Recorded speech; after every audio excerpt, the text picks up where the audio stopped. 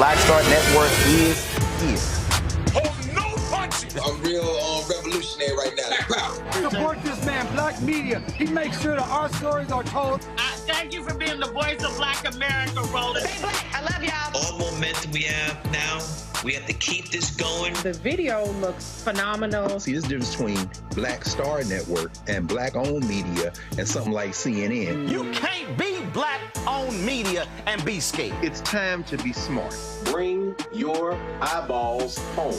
You dig?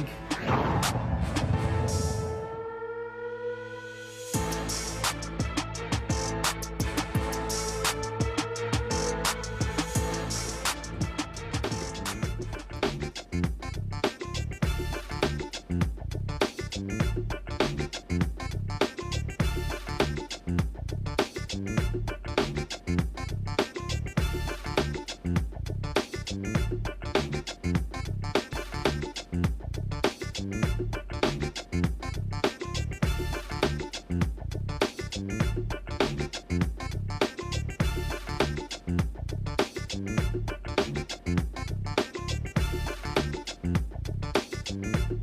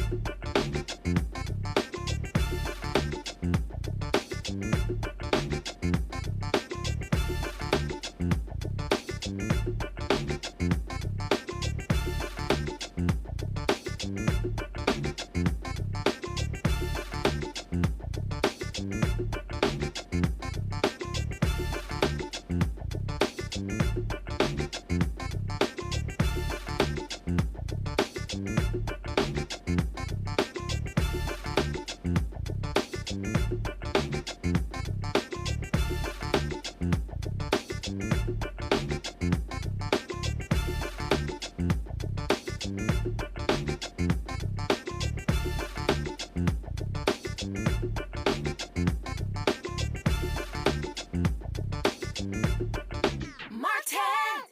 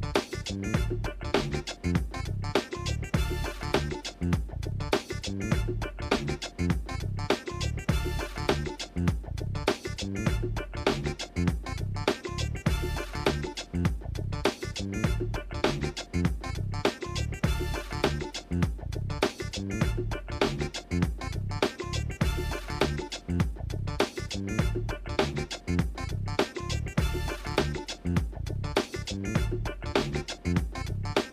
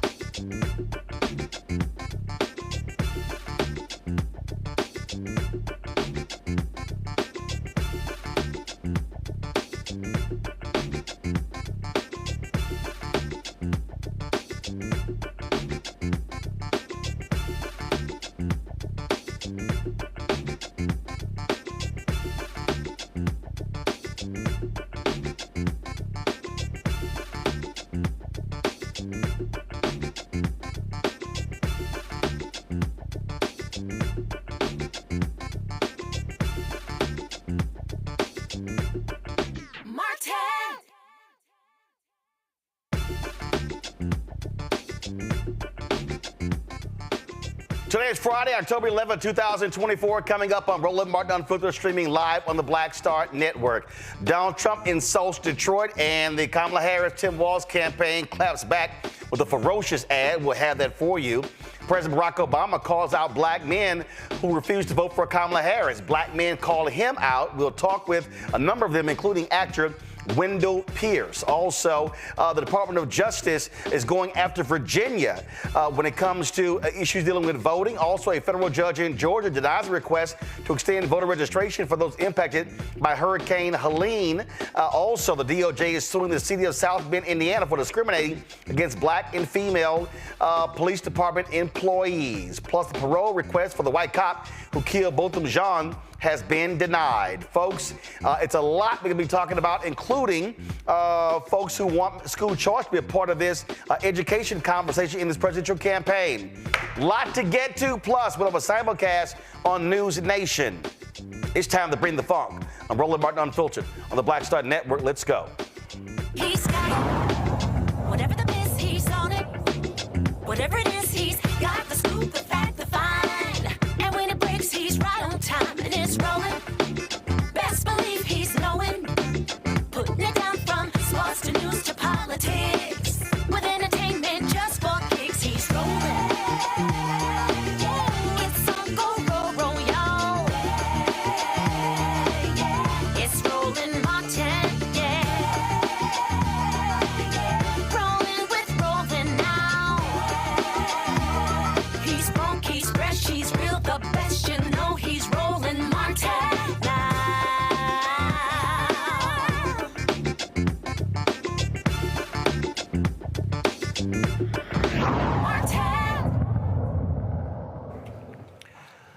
Yesterday, Donald Trump spoke at the Detroit Economic Club and insulted the city of Detroit. This is what he actually said. I don't think anything that we're talking about today is high on our list. The whole country is going to be like, you want to know the truth? It'll be like Detroit. Our whole country will end up being like Detroit if she's your president.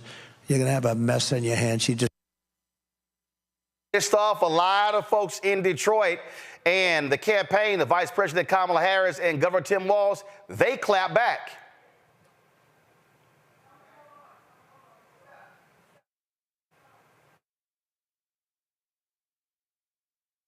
So the video's apparently stuck. All right, let's go. Play it. Detroit waving the white flag, the city filing for bankruptcy. That our best days were behind us. That living here is like Living in hell. But you know what we said? We said, F that. We rebuilt ourselves. We looked out for each other, got our hands dirty, and put in the hard work. And this guy, he don't know anything about that. We are a city of winners, of up-and-comers, of builders, the Motor City. Bigger and better. Here, we believe in freedom. We don't bow down to nobody, and we never will. And so what Donald Trump doesn't understand, or care to learn is that when he said our whole country will end up being like Detroit if she's your president, that he should be so goddamn lucky. I'm Kamala Harris, and I approve this message. Now that's a damn ad. That's how you clap back. In fact, run that shit back. They said we were dead. Detroit waving the white flag, the city filing for bankruptcy. That our best days were behind us. That living here is like living in hell. But you know what we said? We said, F that. We rebuilt ourselves. We looked out for each other, got our hands dirty, and put in the hard work. And this guy, he don't know anything about that. We are a city of winners, of up-and-comers, of builders, the Motor City. Bigger and better. Here, we believe in freedom. We don't bow down to nobody, and we never will. And so what Donald Trump doesn't understand, or care to learn, is that when he said our whole country will end up being like Detroit if she's your president, that he should be so goddamn lucky. I'm Kamala Harris, and I approve this message.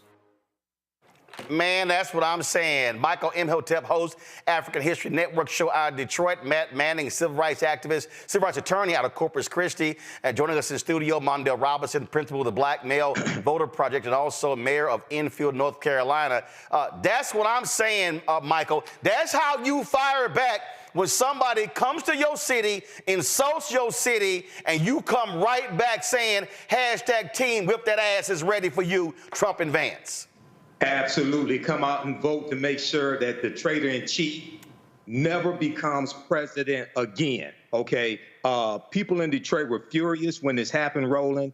I posted about this on social media yesterday. I said, Detroit, come out and vote and make sure this convicted felon, con man, traitor, never becomes president again. What Donald Trump is trying to do is to galvanize white suburbanites around Detroit to come out and vote.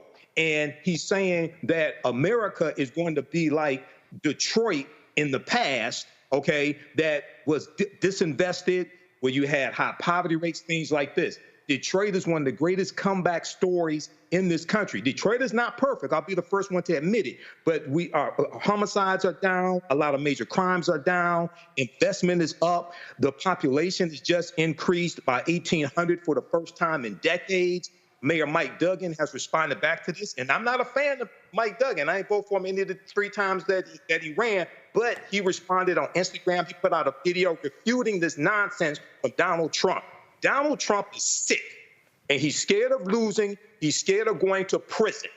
This should be a clarion call to not just African Americans across the country, but anybody who's going to be negatively impacted by his policies like Project 2025 and Agenda 47 to vote to stop him and vote to put somebody in office competent and whose policies will benefit you, which is Kamala Harris. Matt, if those largely white business leaders who were sitting in the audience, somebody should have stood up and said, oh, hell no, you're not going to insult our city. And there should have been a mass walkout for what that man had to say about Detroit.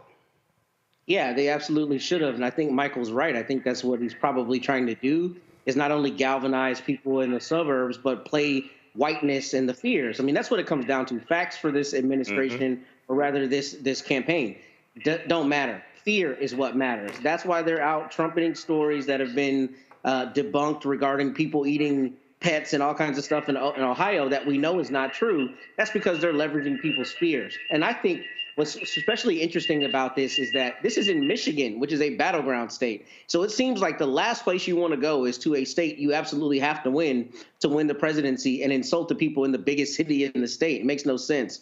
But that speaks to just the idiocy of this campaign and how they're playing this. But it's about whiteness is what it is. And they're trying to leverage, white fears, essentially. Yeah, let's remind people here that it was Donald Trump in 2020 who attacked black voters in Detroit, Atlanta, Philadelphia, Milwaukee. In addition, according to Jack Smith's recent filing, go to my iPad, one of the officials with Donald Trump literally said let's make them riot. A Trump campaign operative said, let's make them riot. Come out. Let me come back to me. I'm lost the page here. Let's make them riot in Detroit. Yeah. Let's make them riot after he lost the election. And so right there, that says all you need to know about how they feel about Detroit and black folks. Yeah, I mean, listen, Roland, if we're being honest, it's not just Detroit. It's not just Wisconsin. It's not just the battleground states. Donald Trump don't care about black people anywhere in the world. And he told us that when he said we were descendant of people from S-hole countries. Plus, Donald Trump has a long history, even before I was born in '73, when he first came onto the scene, of hating black people. We couldn't rent from him. You couldn't lease an apartment from him. You couldn't work from him. He didn't want you counting his money. The track record is already written about Donald Trump. Anybody believing that Donald Trump give a damn about black people, or that he's not using a method that was created by Lee Atwater for Nixon, talking about the Southern strategy, that's all Donald Trump is doing. He's deploying the Southern strategy to remind or wake up the racist nature of those white people that will follow him down any path. We know it's not about patriotism. Hell, they try to take over the Capitol. We know it's not about backing police officers. They want to defund the police. We know it's not about democracy because they actually want to do away with the Constitution, and Donald Trump himself said he'll be a dictator on day one. So it's not about any of that. All it's about is whiteness and people fear. The problem with Donald Trump is numbers just ain't on his side. Since 2016, nearly 40 million new voters have come online and 20 million baby boomers have left. That means more white people have left the voting roll than ever. So this old tactic of trying to scare white people is not enough. And we just need people to understand that in this moment. This is what the Detroit Free Press had. Go to my iPad. A new court filing in the Justice Department's criminal case against former President Donald Trump. And what it argues were his efforts to overturn the results of the 2020 election, said Wednesday that a campaign worker urged a riot to break out at what was then the TFC Center in Detroit as votes believed to be unfavorable to Trump were being counted. If you keep reading this, it said the claim was made as part of a 165-page filing by special counsel Jack Smith. Not only that, keep in mind, Michael, in 2020, you had a top Republican in Michigan who said, let's continue to count all the votes in Michigan except Detroit. Absolutely, and I live 4 or 5 minutes away from the TCF Center. I saw it as it unfolded, as you had the pickup truck emblazoned with Trump paraphernalia riding out in front, galvanizing people, and as the crowd grew, the police had to block off the street in downtown Detroit. I saw it as it happened. So this is, and Mondale hit on what I've talked about here on the show before. Donald Trump strategically targets and raises animosity against Detroit, Milwaukee, Wisconsin, Philadelphia, Pennsylvania, and Atlanta, Georgia. Okay, and those in 2020, those cities went for Biden-Harris, and he's trying to prey on white fears. And this goes back to 2016 in an analysis from theatlantic.com, which talked about how it was not economic issues that drove a lot of uneducated, college non-educated white males to Trump. It was cultural issues and the browning of America, the fear of the browning of America. So when we communicate with African Americans, especially young brothers, these are things we have to talk about, and talk about policy and how policy impacts every aspect of your lives. And see, Matt, if you expand this, we also have to be explaining to people that this is an individual who will deny resources to such cities. When Puerto Rico, when the hurricane hit there, he denied resources for 2 years. His own folk have been on record as saying he was denying resources to an area of California until they had to show him voter data that was his voters who would be impacted. This man, and this is what Project 2025 was all about, this man is going to starve black cities. Donald Trump won't give a damn about Houston, New Orleans. He won't care about Charlotte. He won't care about Atlanta, Detroit. He will trash any city where you got significant black voters, where you have Democratic mayors, because that's who this man is. And so black folks need to understand, you can be talking about, oh, your pocketbook, but when you start looking at the resources that are becoming to where black folks are, he is going to starve them because he is appealing to his white MAGA base.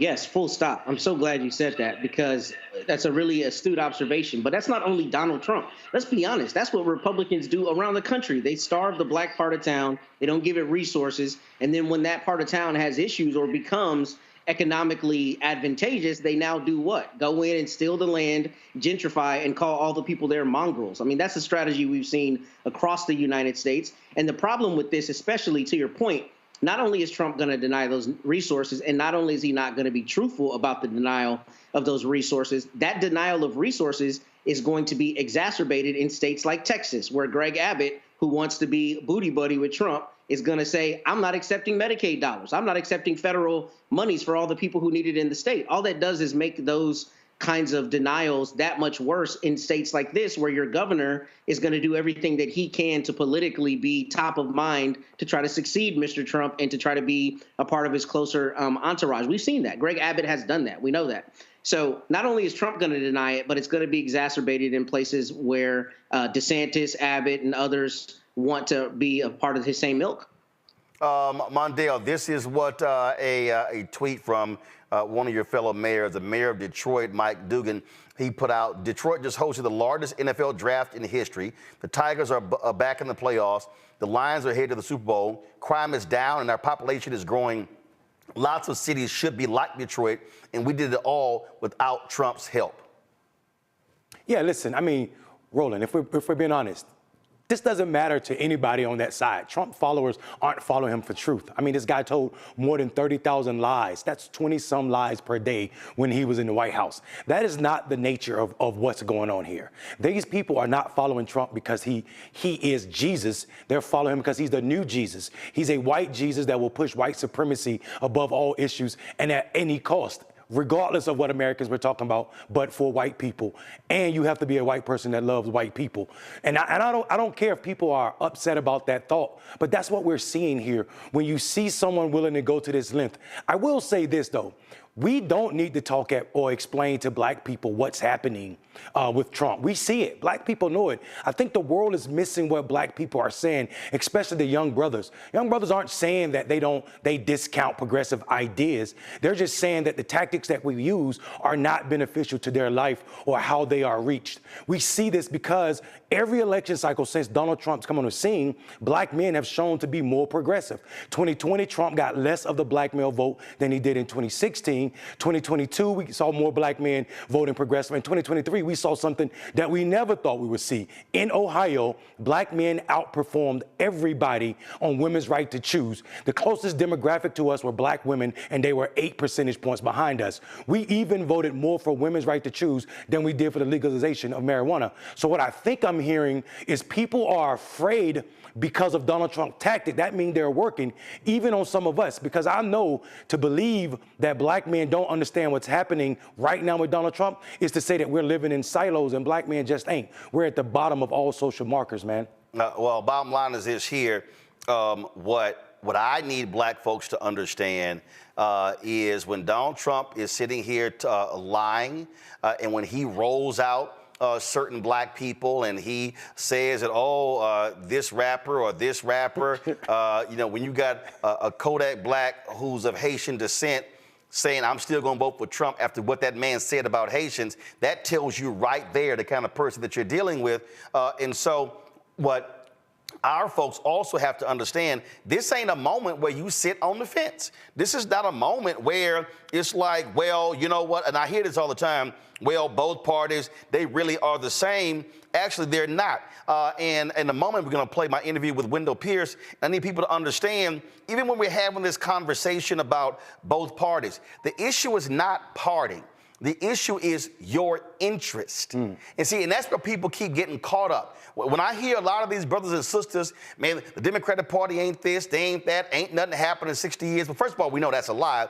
But you do have to step back and begin to say, wait a minute, what are the issues that I actually care about? And then when I start looking at the data, how does that actually line up? That, to me, is how we must be thinking about this. And I think too many people when they are talking about these issues, talking about what's going on, out here, they're caught up in a lot of this chatter you're hearing from a bunch of mealy-mouthed individuals who don't know nothing about public policy, and y'all know they are, all those so-called YouTube, TikTok, Instagram political scientists who are telling you that your vote, you get nothing for your vote, none of that stuff matters. Well, guess what? All of them are lying. And see, I'm not even going to give them any shine by mentioning their names, but a bunch of them look like us. And a whole bunch of folk follow them. And I see y'all tweets, oh, you need to debate so-and-so, Dr. So-and-so, and debate so-and-so. I don't debate and waste brain cells with fools. And so we need to understand what's going on here. There are chaos agents who look like us. And there are individuals who some of y'all watch, listen to, who don't give a damn about black people. I love this billboard that's up in Miami right now. I saw it on social media. It says, Haitians who respect themselves don't vote for Trump. Respect Haiti. Go to bit.ly/Haitian votes to make your plan to vote. I love that because that's saying you don't vote for somebody who disrespects your people. And black folks, that includes us. Gonna go to break. We come back. We're gonna talk about black men, the truth about black men and voting.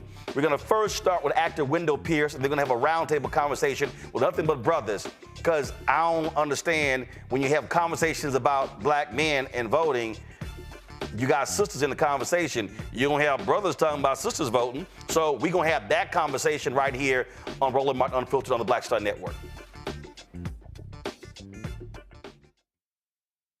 He told us who he was. Should abortion be punished?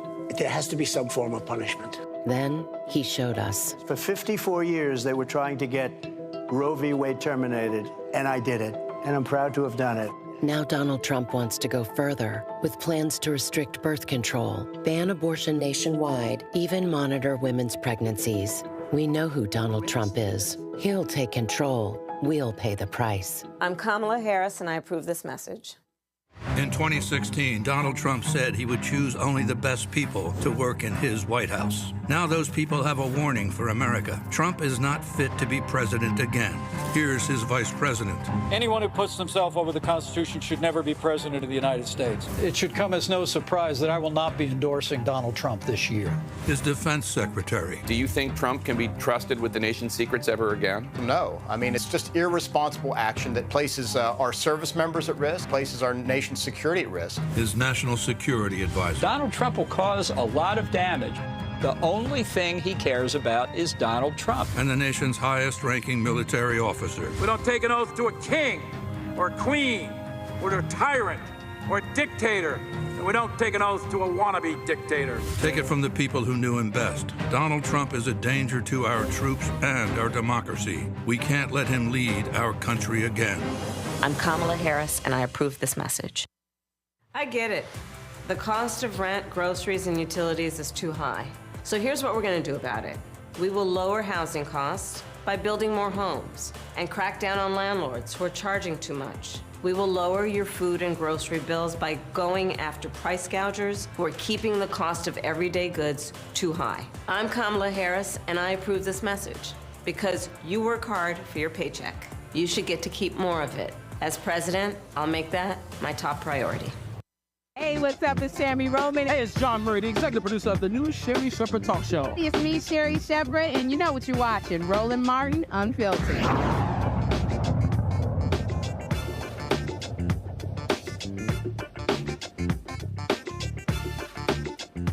All right, folks, welcome back to Roland Martin Unfiltered. Yesterday, former President Barack Obama was in Pittsburgh speaking on behalf of the Harris campaign, a big rally last night. Before that, he visited a campaign office and said some things about black men voting for Vice President Kamala Harris. I'm going to play some of what he had to say. Watch this. I'm going to go ahead and just speak some truths, if you don't mind. Yes. Because my understanding, based on reports I'm getting from campaigns and communities, is that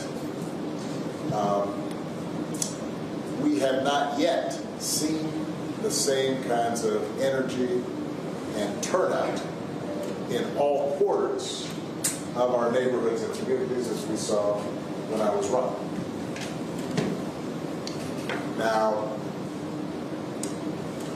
I also want to say that that seems to be more pronounced with the brothers. So if you don't mind, just for a second, I'm going to speak to y'all directly and say that when you have a choice that is this clear, when on the one hand you have somebody who grew up like you, knows you,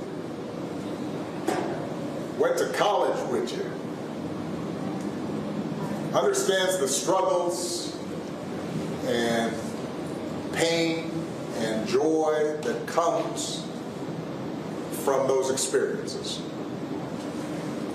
who's had to work harder and do more and overcome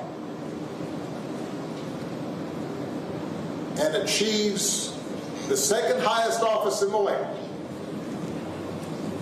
and is putting forward concrete proposals to directly address the things that are vital in our neighborhoods and our communities, from housing to making sure that our mothers and our fathers and our grandparents can afford medicine, and making sure that we are dealing with prices that are too high and rents that are too high, and are committed to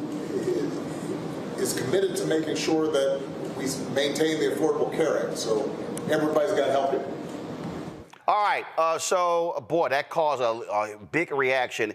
Actor Wendell Pierce actually tweeted this. He said, awful message. The party has to stop scapegoating black men. Black men aren't the problem. White men and white women are. No other group votes at 87, 90% for Dems, but black folks, men and women. That is a false flag. Black men voting for Trump is insignificant. This accusatorial tone will make some black men stay home, which is worse. Black men are questioning our party to find out what their loyalty for decades earns them. That's good. That's healthy. Democrats have the record to stand on and should embrace the challenge. But after touring this country, specifically engaging black men, I will not let my party leaders speak condescending towards them. I talked to Wendell Pierce this morning, and this is our conversation. All right, Wendell, let's jump right into it. I was traveling yesterday. I was in Pennsylvania. I saw the back and forth, the people out there commenting, and then on what President Obama had to say last night in Pittsburgh. Then I saw your comment. I've been covering the story a lot. Just explain why you made it clear that's not the right message you want to be articulating right now to the brothers who are on the fence. Well, you know, I've been out there ever since the convention in Chicago. I made it a point to lean into the messaging to black men. I've been going around the country. I just got back from Arkansas. I made it a point to go to Milwaukee, to go on a barbershop tour, literally a barbershop tour. It's a part of the campaigning going all the way back to the 2012 campaign. And I thought it was a great idea if that's where we could go into black communities, assemble black men around my support for Kamala Harris and why I'm supporting this campaign, and to answer those questions of the men who say, why are you voting Democratic? Why have you been a part of the Democratic plantation for so long? Because I felt as though we had receipts. We had reason to support the Democratic Party. Everything we love about the United States government came from the Democratic Party, going all the way back. So I feel as though the campaign should lean into those questions. But the way to answer those questions is to say, vote for your best interests.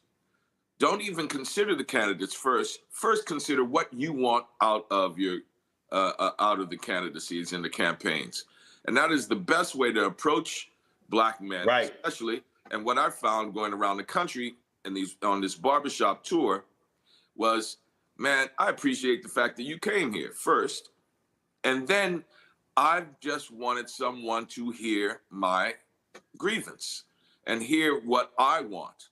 And then I always said, consider what you want, vote for what you want, and I am confident that Kamala Harris will be your choice. That's the way to approach it. I find it condescending in a party that has had the support of black men, upwards of 85% of our population voting for the party, to say to them that in some way they should be spoken down to or haven't been supportive, when we all know that it's white women who haven't supported this party to the point that we should be winning all of these elections. And I thought that the message that the president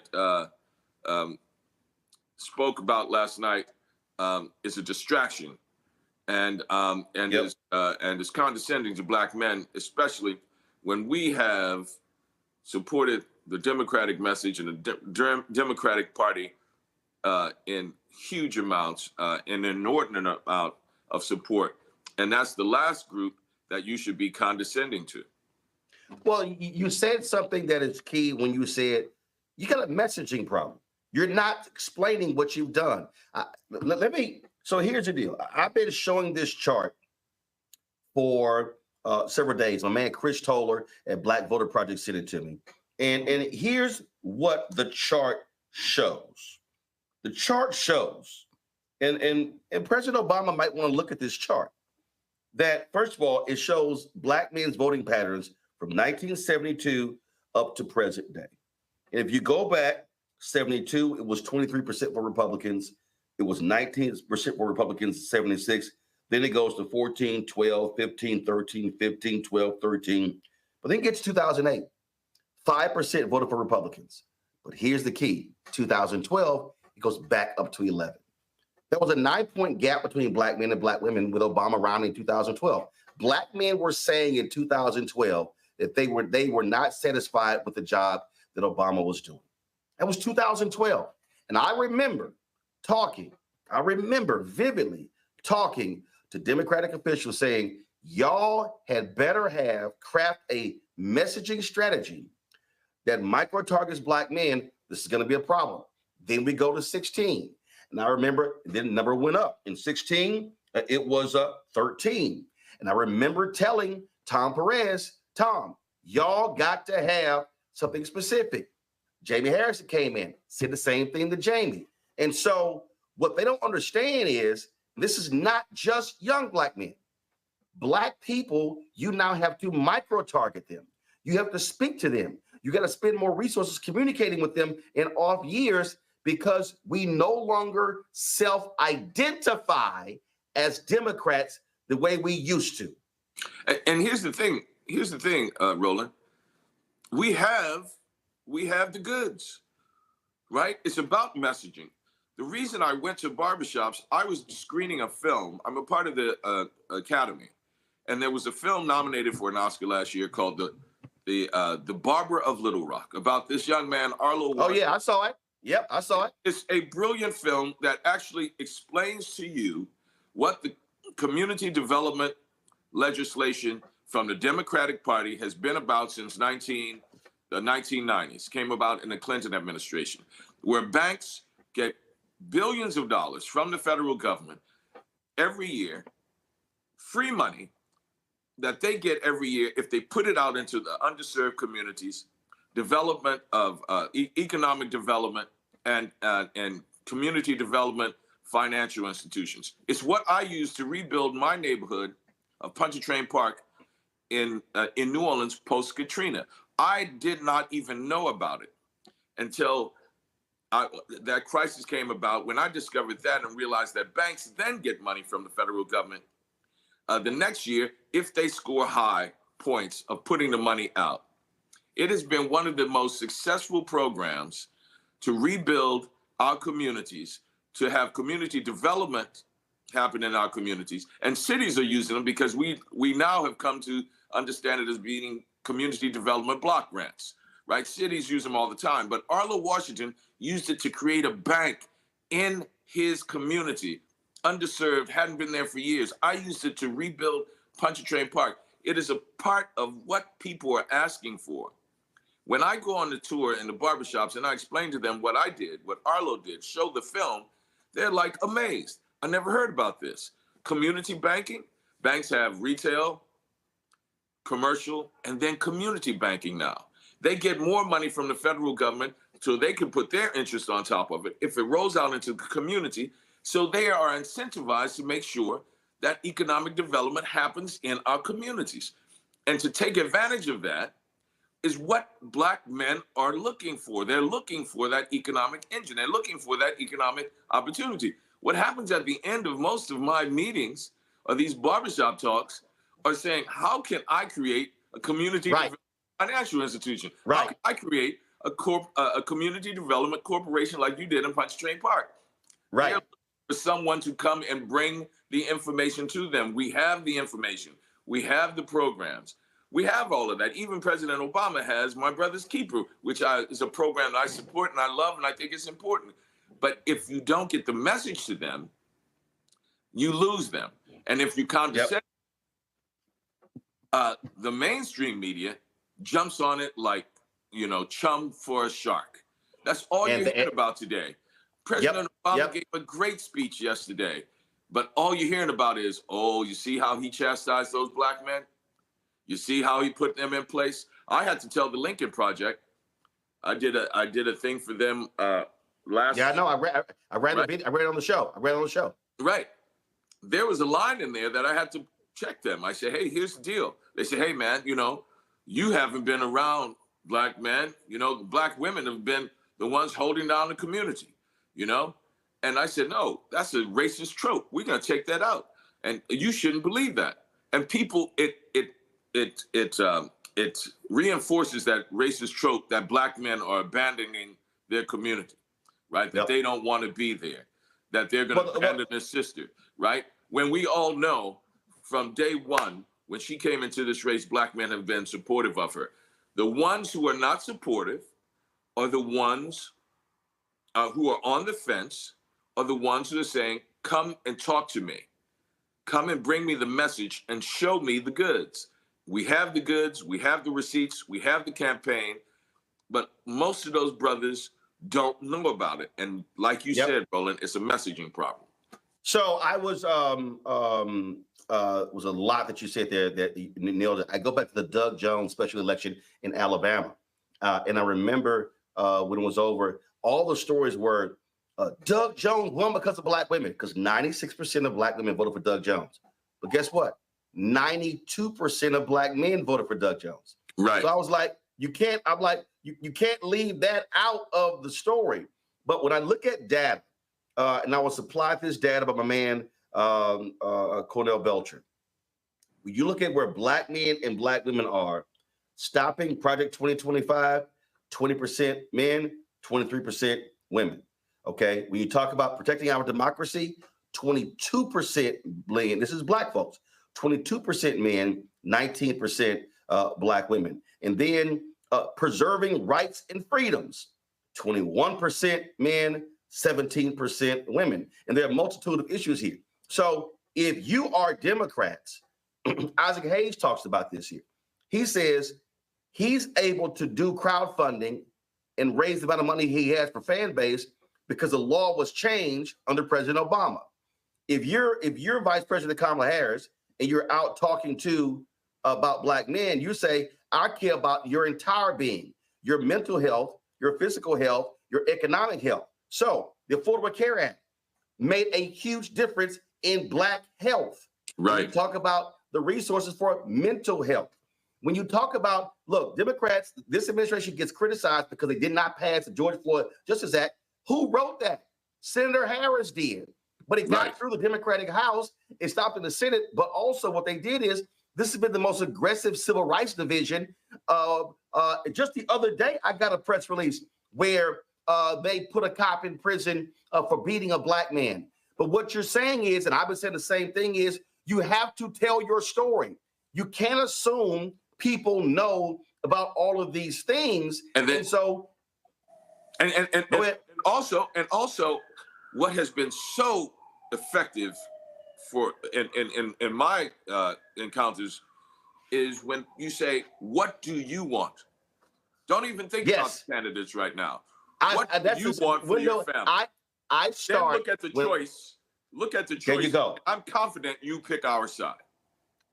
Whenever I encounter people, Wendell, when they say, "Man, I don't know," I go, "What are the three things you care about?" Because one, I need them to articulate that, and then when they say 1, 2, 3, I then say, "This is where she stands on this. This is where most Democrats stand on this. This is where Trump stands on this. Republicans stand on this. And now here's your choice." So if you tell me I want to combat white supremacy, I'm going to say Republicans voted against the bill after 10 black people were killed in Buffalo to root out white supremacy in the military and police department. Absolutely. That was a bill by Jamal Bowman. It's a fact. It's right there. It's on the record. Donald Trump is going on a tour saying we're going to rename our bases after these Confederate generals. We're going to go back to the name. He was at Fort Liberty the other day saying this will be Fort Bragg again. The crowd erupted. And they erupted. So it's really important. Also, there are those who do not have our best interests at heart, and that's in the mainstream media too. As much as they claim, the mainstream media is liberal, this liberal bastion of manipulation, President Obama was so brilliant yesterday, but I was at work. The only thing I heard about was that he chastised black men. Black men. There you go. Point. He told black men in their place. It was all over the news, and it reminded me of the speech he gave at Morehouse. At Morehouse, yep. Right. Yep. I knew you were going there. Every opportunity they're going to look for to put that wedge in there, to disrupt, to destroy, to promote this idea of black men aren't going to college, aren't having their own business. I literally went to bed last night, Roland, and I said, hold on. Let me see if there is some validity there. I can't think of the brothers. And I am on a stream with a whole bunch of black Republican men, right? Young and old. And actually right now, more than any other time, they're voting for Kamala Harris. They're like, hey man, no, now it has gone too far. You know, they used to hold their nose and take those tax cuts, right? That's what it was all about. And now even the eldest black Republican on that thread I'm on is saying, I'm done with this. I'm done with him. We'll be able to do it. I'll take that corporate tax cut because it's close to the grand bargain that Obama had anyway, right? There's no details. The grand bargain had a corporate tax rate of 25%, right? Trump has 21%, just 4% more. And they got rid of Boehner, right? They got rid of Cantor because he did, they did the grand bargain. She has said, put it out there, 28%. Corporate rate of 28%, and then lower the rate of taxes on the middle class. And that's how we'll be able to fund everything. And I was talking to a brother who's a business owner in Houston, and we discussed that. And he said, hey man, you know, that loan tax rate put $500,000 more in my pocket. And I said, okay, well then what you should then be lobbying for, you should be saying, okay, Vice President Kamala Harris, if you do that, put a dollar amount on that corporate tax rate. Say any business that below $50 million, stagger it. You should say, if you are a small business and you do 50 million or less in revenue, you should pay the lower tax rate. Anybody over 50 should pay the higher. Because 95% of all black-owned businesses have $5 million in revenue or less. Right. And I said that's one way for you to do it. And he was like, you know what? That's an absolutely good point. And then just briefly, yeah. You look at the other side, and his whole thing is tariffs. Tariffs. I cannot believe how many people don't understand that tariffs is a tax on the American company that's bringing the Chinese goods in, right? Most people don't understand that. They hear, man, I'm gonna put the tariff on this Chinese goods coming into America. And it sounds like, boy, Donald Trump is going to stick it to the Chinese. Right. But actually, the transaction has already happened, right? Whoever the importer is in America, the transaction, Chinese have made the product, they got paid, they're sending it over, and the importer is the one who pays the tariffs. So you're sticking it to the American company that is paying for the goods. And that's a messaging thing too, right? That's right. And that's the thing, as awful as he is, that Donald Trump is good at, because most people think, well, because they I guess they just haven't, taken civics, or we went to high school. No, they haven't. Right? And you say, man, he's sticking it to the Chinese with the tariffs. And I'm like, no, man, you're sticking it to me. I'm the one bringing it in, right? It's the import, the American company bringing it. So that's just a tax on you. And that's how the Republicans have always used taxes, messaging again. Come to Florida, come to Texas. No taxes, right? You could come, make your money, your business, your income, and we won't tax you. But then you buy that house and your property taxes up here. They make it. Oh, trust me. I know, because I just got my property tax bill the other day for my house. For my house. So, Black Star Network. For my house in Texas. I literally just got it 3 days ago. So trust me, I know that. Black Star Network, you come down to Texas, you won't have to pay any state tax. Where's your office? Let me pay. You're gonna pay some property tax there, though. So that's the messaging thing. That's the messaging. Well, I said the other day, close this out. I said this the other day that if I'm Vice President Kamala Harris, or even if I'm Democrat, I'm gonna launch. We did that. And in fact, so last night when Obama was talking about he was my economy. My deal is, and I jokingly use the example of Wesley Snipes in Jungle Fever when he was quitting, when he was going through the office and was pointing out all his products. He was like, mine. My deal is, and Plies talked about it when he said, Joe, you got to brag on some stuff. My deal is, you stand up and say, we did that. We did this. We did that. We did it. We did that. We did that. We did that. And they voted against it. And so this is about data. It's about information. This is exactly what we did. You're right. You speak to that. You say that to brothers and sisters. You say that to white folks, Latinos, and others. Then your message resonates. And you lay out what I'm actually going to do as well.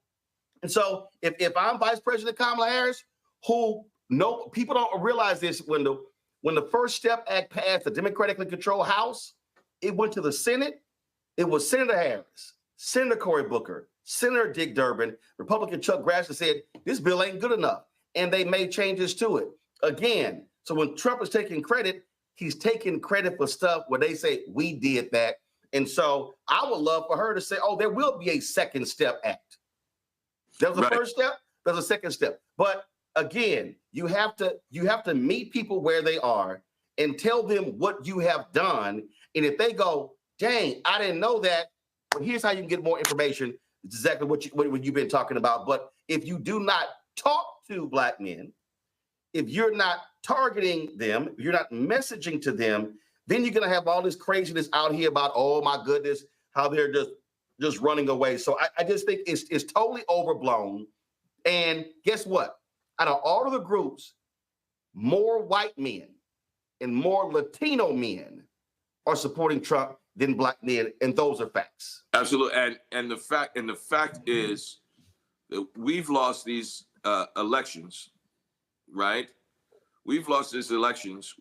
Hillary, and I considered when Biden was asked to step away, a point where we lost is because white women weren't supporting.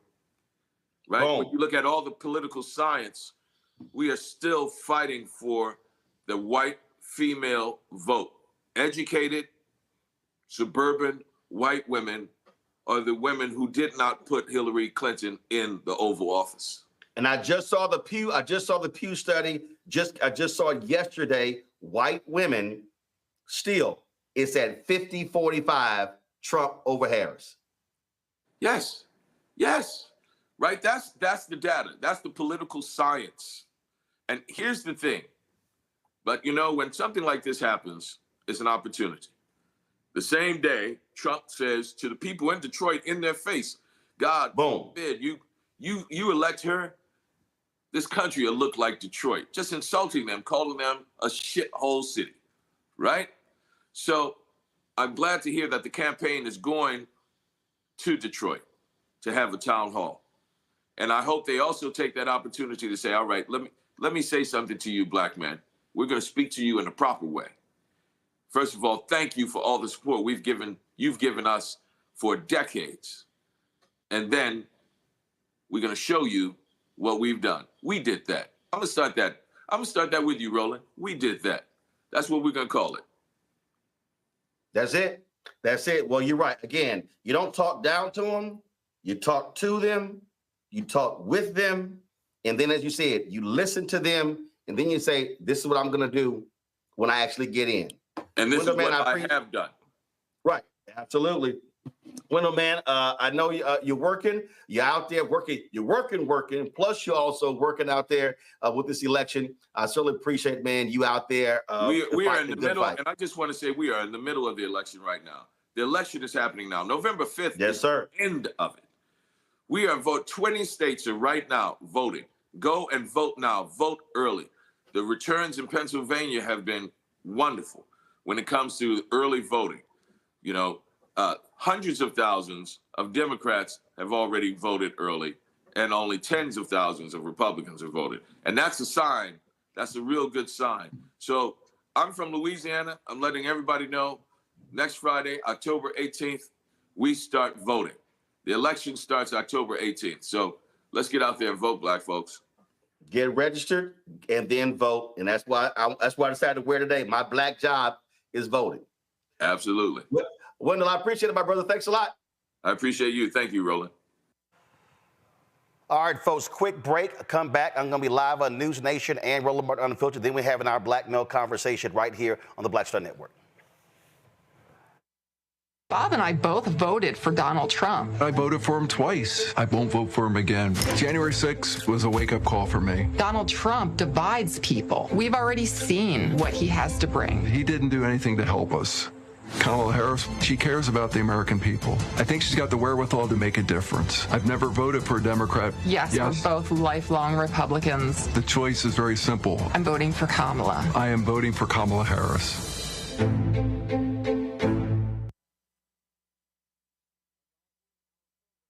IVF is a miracle for us because it allowed us to have our family. After having my daughter, I wanted more children, but my embryo transfer was canceled 8 days before the procedure. Donald Trump overturning Roe v. Wade stopped us from growing the family that we wanted.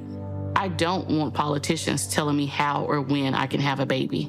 We need a president that will protect our rights, and that's Kamala Harris. I'm Kamala Harris, and I approve this message. Of 100 Republicans who worked in national security for Presidents Reagan, both Bushes, and for President Trump, now endorsing Harris for president. She came up as a prosecutor, an attorney general, into the Senate. She has the kind of character that's going to be necessary in the presidency. Vice President Harris is standing in the breach at a critical moment in our nation's history. We have a shared commitment as Americans to do what's right for this country.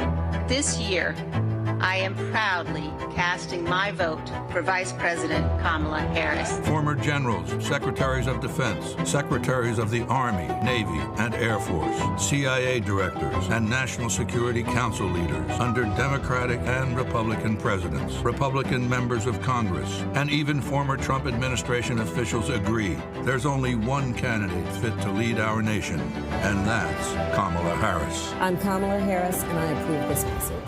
Hello, I'm Paula J. Parker, truly proud on the Proud Family. I am Tommy Davidson. I play Oscar on Proud Family, Louder and Proud. Hi, I'm Jo Marie Payton, voice of Sugar Mama on Disney's Louder and Prouder, Disney Plus. And I'm with Roland Martin on Unfiltered.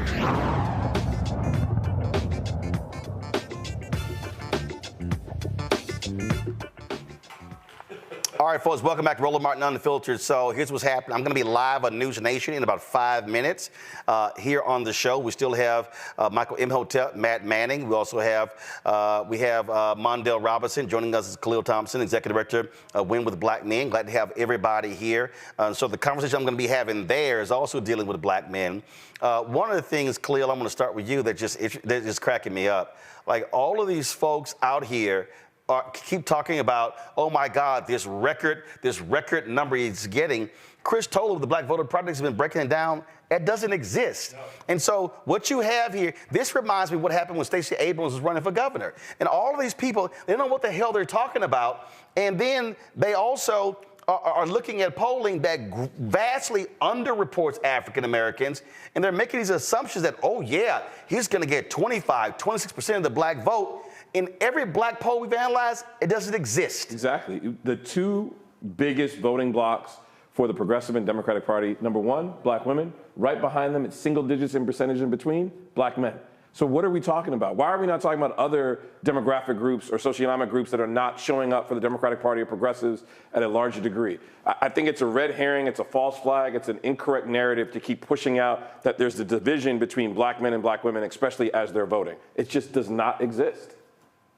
Well, again, Mondale, what's so crazy listening to all these people, they ain't talking to black people. They ain't talking to black men. I've had every black-specific poll on this show, and they totally look different than these other mainstream polls. Yeah, I mean, listen, I don't even really care about polls simply because I have too much data on black men at Black Men Voter Project. We have more than most, if not all, organizations doing this work. And what I mean by that is there's never been a time, ever, that black men didn't vote more for black women than anybody else anytime a black woman's name is on the ballot. That's not going to change in this election cycle. And in recent history, Republicans have never got more than 8 to 12% of black men vote. That's not going to change in this election cycle. I've said it earlier, I'll say it again. Black men have become more progressive since Donald Trump has come on the scene. If you remember, before Donald Trump in 2015 came on that golden escalator, there was always a rap song or a rapper bragging about Donald Trump. The only rap song that's from real rappers, not the ones that he fabricated, the real rappers about Donald Trump has been F Donald Trump by Nipsey Hussle. That's the last rap song you heard about Donald Trump. People don't know or have intimate relationship with black men. That's why they're talking about this. Even Barack Obama made this misstep. If you heard what he said, it was absolutely ridiculous. Right. He said two things that are absolutely untrue. He said, I don't see the energies and turnout for Kamala Harris that I've seen for me. There's not been a chance to have turnout. There was no primary for Kamala Harris. Second of all, he's discounting what happened in 2012, where majority of black men that were registered to vote sat out his election. They did not turn out and go vote for him. That same number didn't vote for Stacey Abrams in Georgia, and here's what happened. Right. People start saying black men were sexist. I'm not discounting it. 1 second, Roland, because I got to go live to them. So go ahead. We'll come back. Let's do this here, folks. I'm going to come back to this here. So let's take their programming and then get ready to have this conversation.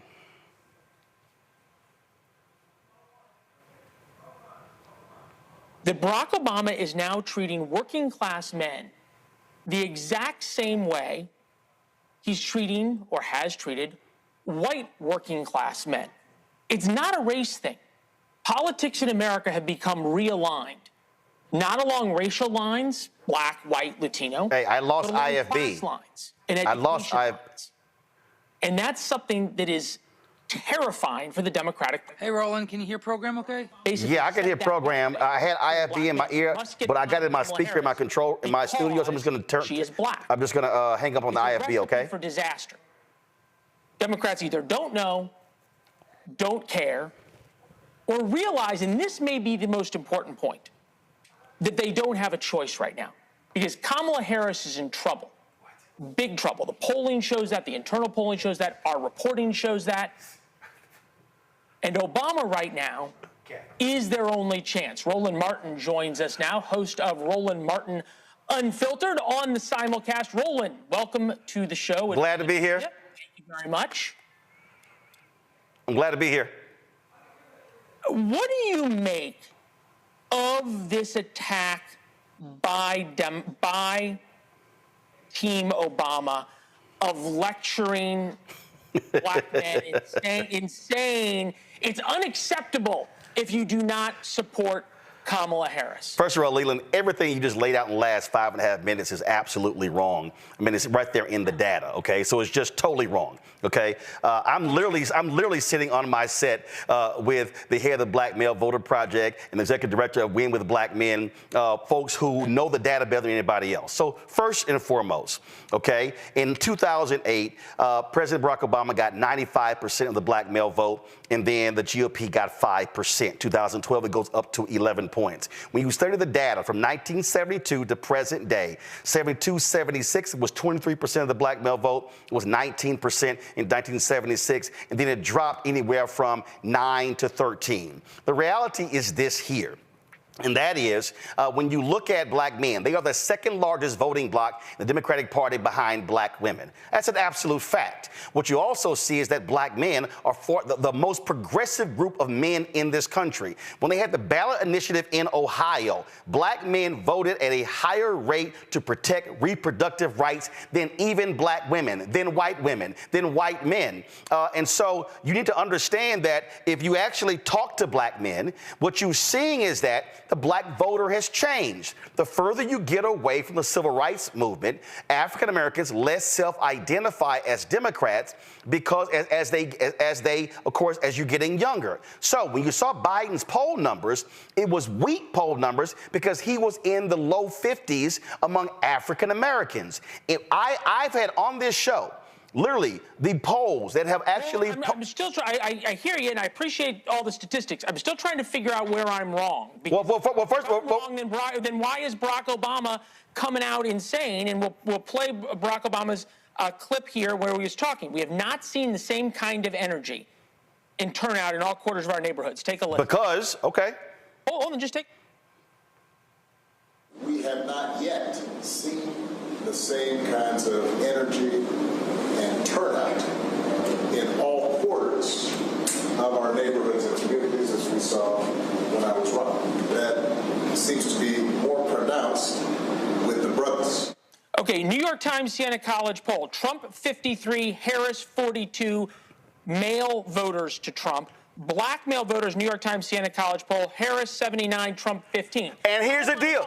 And Leland, this is what you're actually doing, the mistake that you're making. You're quoting the New York Times Siena poll, and you're not going to the crosstab to look at who they're actually measuring. You should call Chris Toller with the Black Voter Project, who breaks down every single mainstream poll. I just want to be clear. You don't think Kamala Harris has a problem with losing black male support? No. So then why is Barack Obama out there talking about it? What did you just, if you play the clip again, what did you hear him say? He compared it to his first election. You just heard me tell you it was 95-5. She got into the race 100 days ago. If you look at right now, the voting in Pennsylvania, young black women are up 248% because what you had on the Democratic side are young African Americans who were not feeling President Joe Biden. Vice President Kamala Harris has closed that gap in a massive way. And so now what you're seeing is she is building. It's actually in the data. If you talk, Leland, to Black Voter Project, if you talk to Black PAC, if you talk to Terrence Woodbury, if you talk to Cornell Belcher, folks who are well-versed in black data, you will actually see that. If you look at many of these mainstream polls, they are underreporting underpolling black people. Okay, well, we can take that up with the New York Times, number one. Number two, you just gave our bookers an entire list of folks. I sure did. And no, you did, and we'll be out to them. But I'm interested in talking to you first.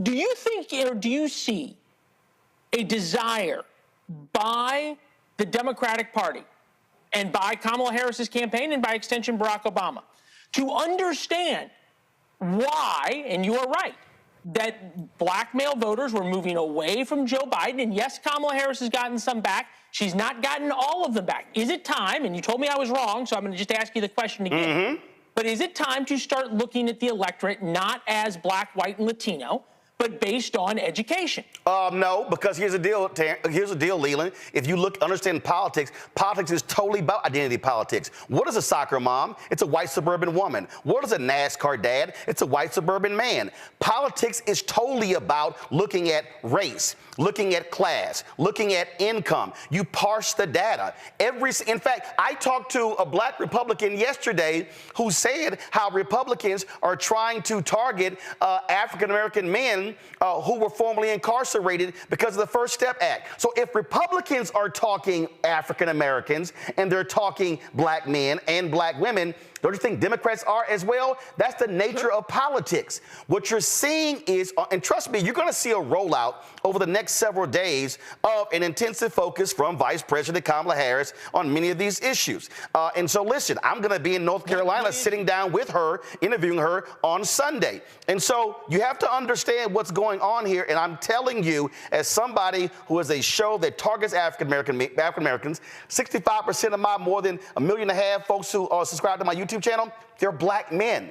So trust me, I know what I'm talking about here. Okay. You're not going, I will put money down right now. You're not going to see, not even close, Trump get 20% of black voters. Okay, so, not even close. Okay. Not even close to 20%. Nope. What number would you see in a poll, and then I got to run, but I want a number from you. What number would you see in a poll of African-American support for Donald Trump in the swing states that would scare you?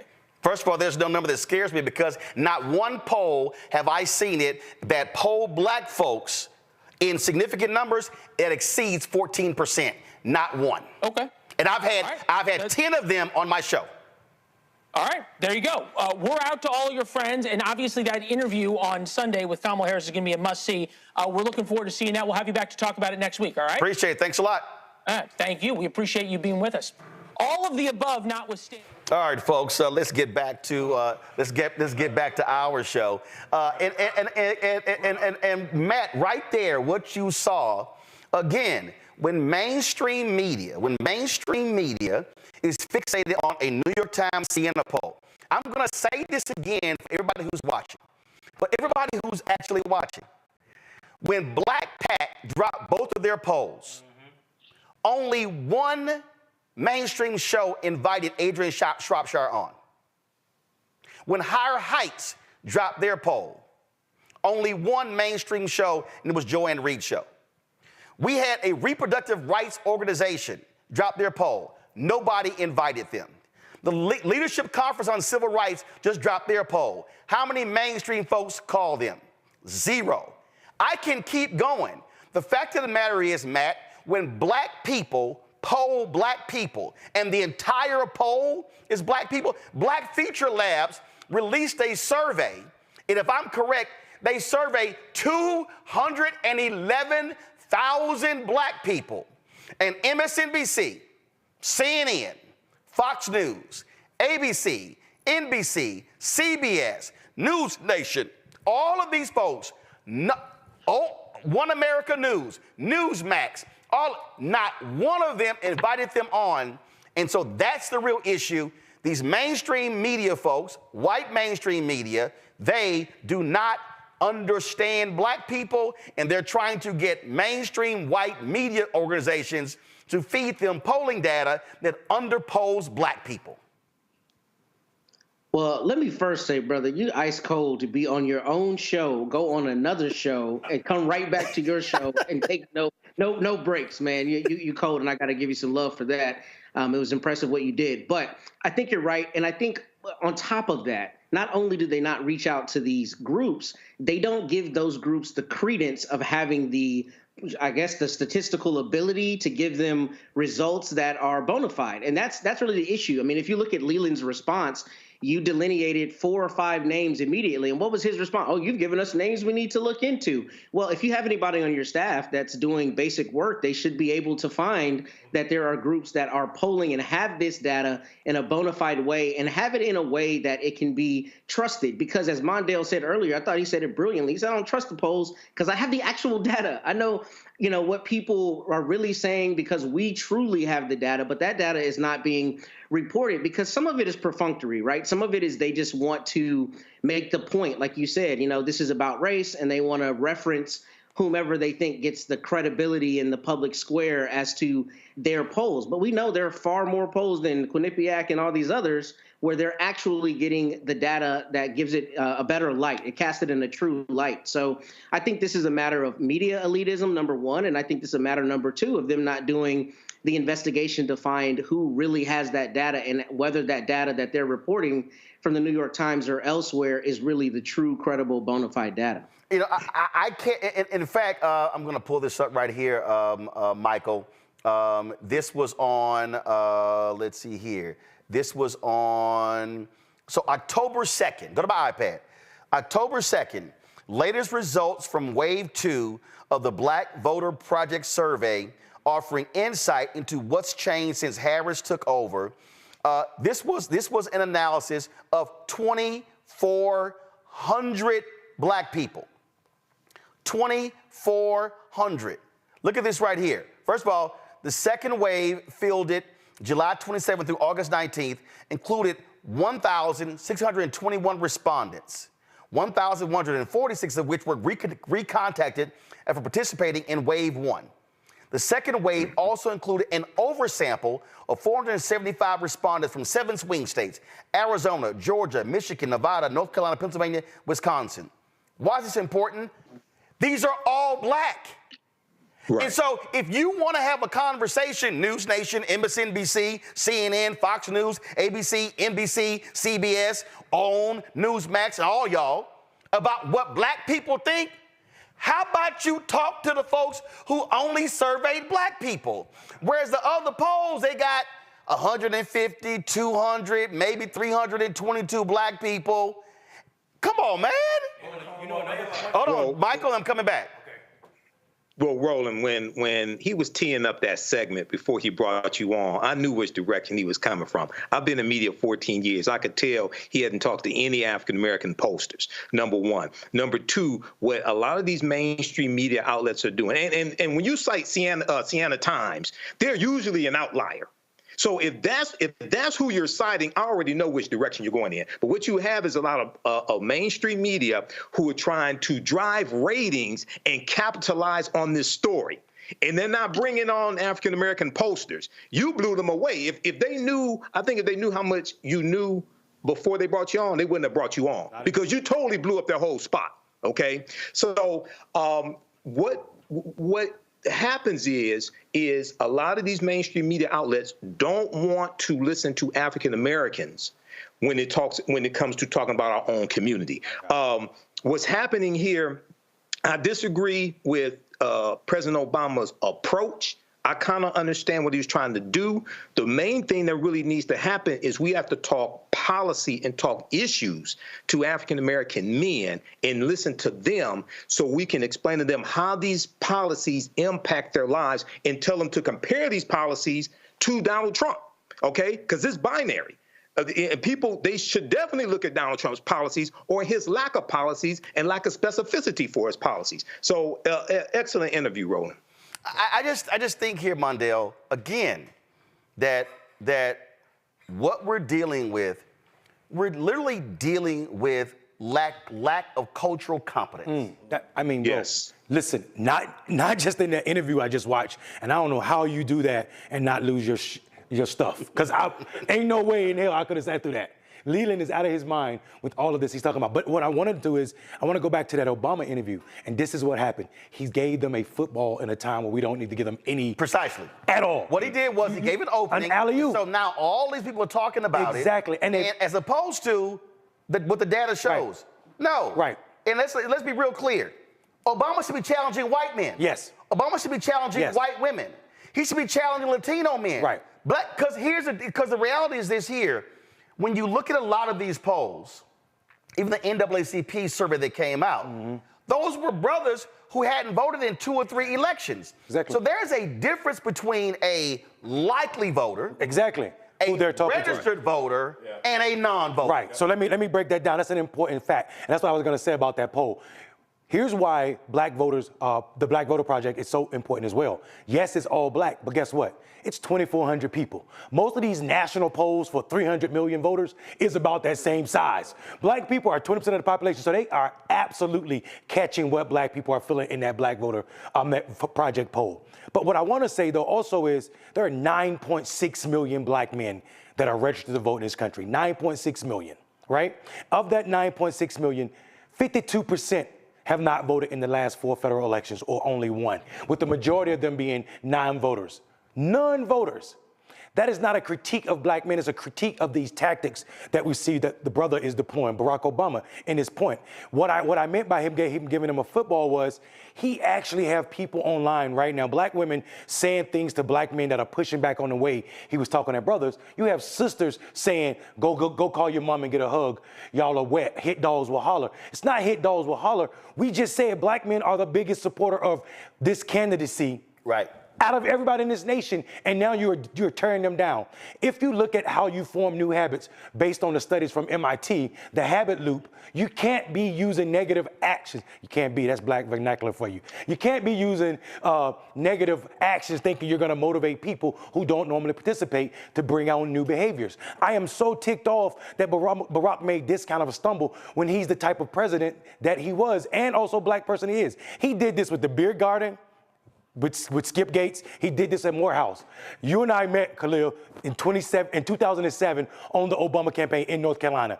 These type of missteps weren't happening this late in the game then. We can't afford to make them right now at all. And Khalil, here's something that, and again, let me be real clear. I don't want to make this all about Obama. Right. Because this is also about how do we reach those brothers. But go to my iPad. I'm going to need Obama to own up to something himself. In 2008, Slim. 5% of black men voted for GOP. Right. 95% voted for Senator Barack Obama. My God. 4 years later, the number was 87% voting for Obama and 11% voting for Romney. Why?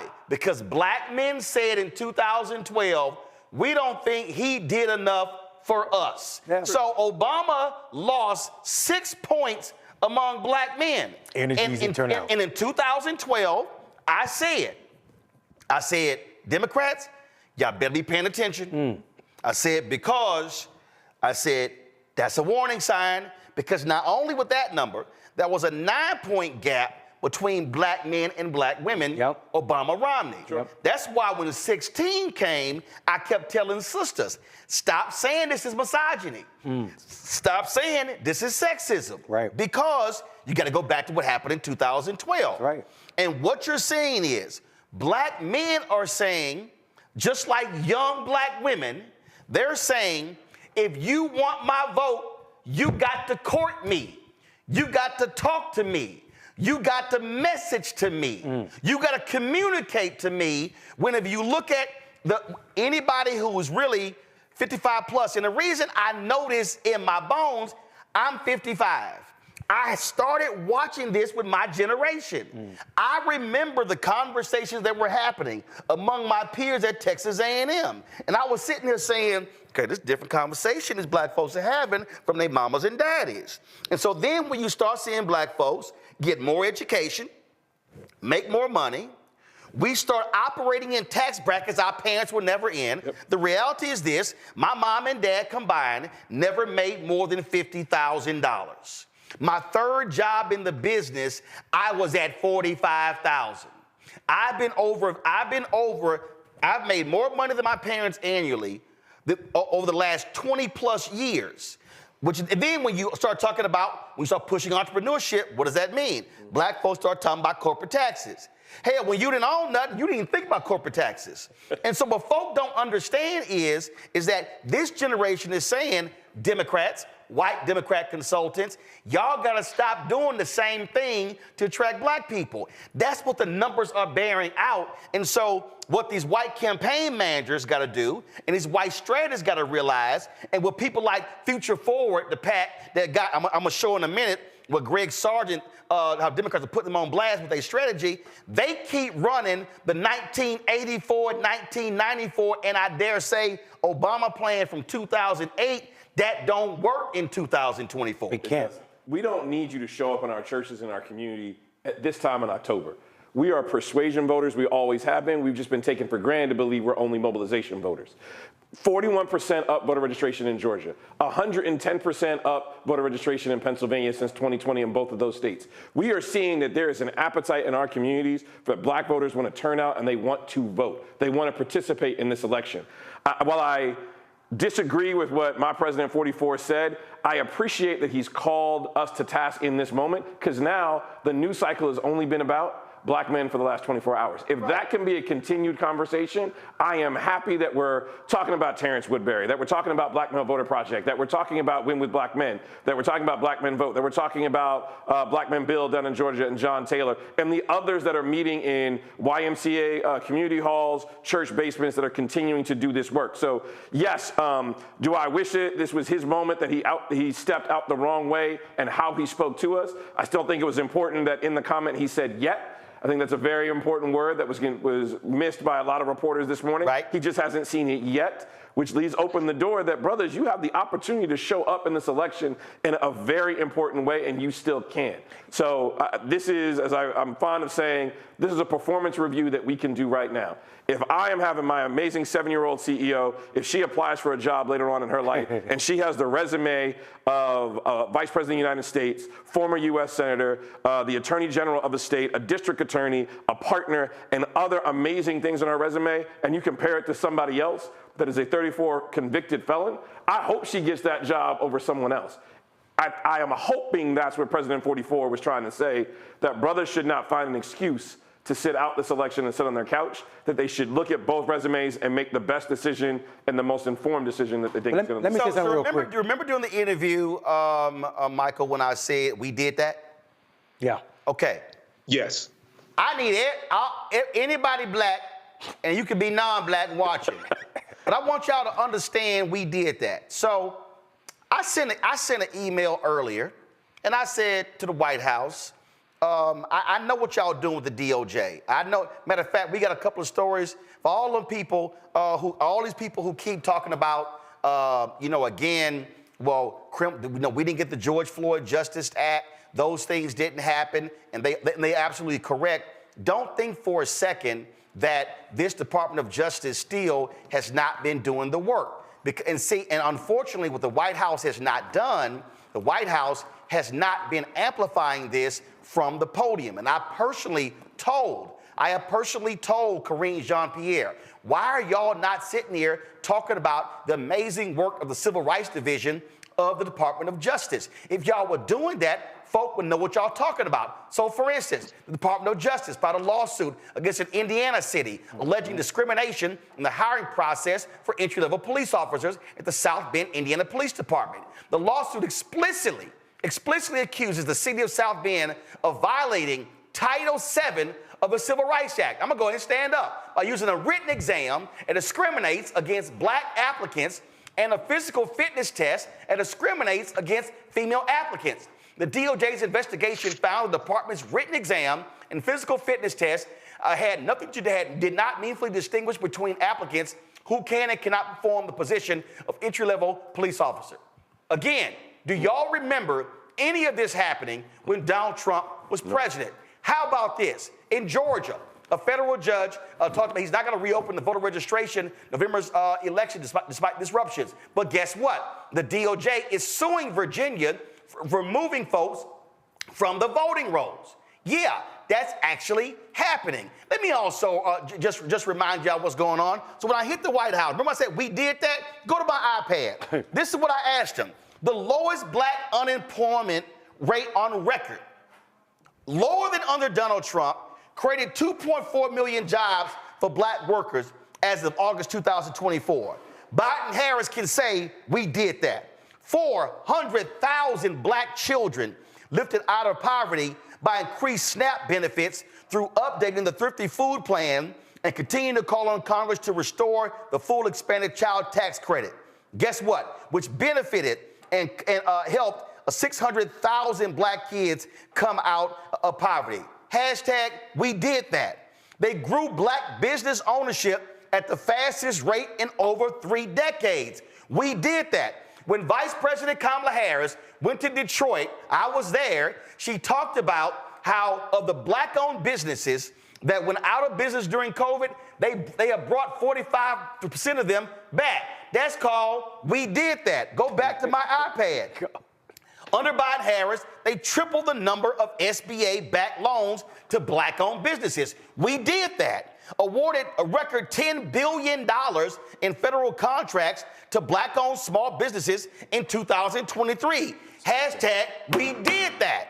Invested a record $16 billion in HBCUs. We did that. Secured a $900 increase to the maximum Pell Grant Award, the largest increase in the past 10 years. And anybody knows if you are a HBCU student or a black student at PWI, you likely got a Pell Grant.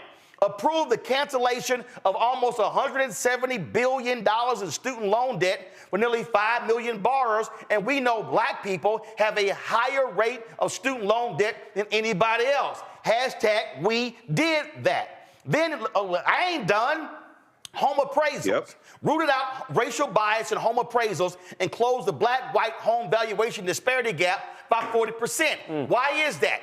Because you had black people who were owning homes, and you had white appraisals going in saying, oh no, your house is worth $300,000 when it was worth $500,000.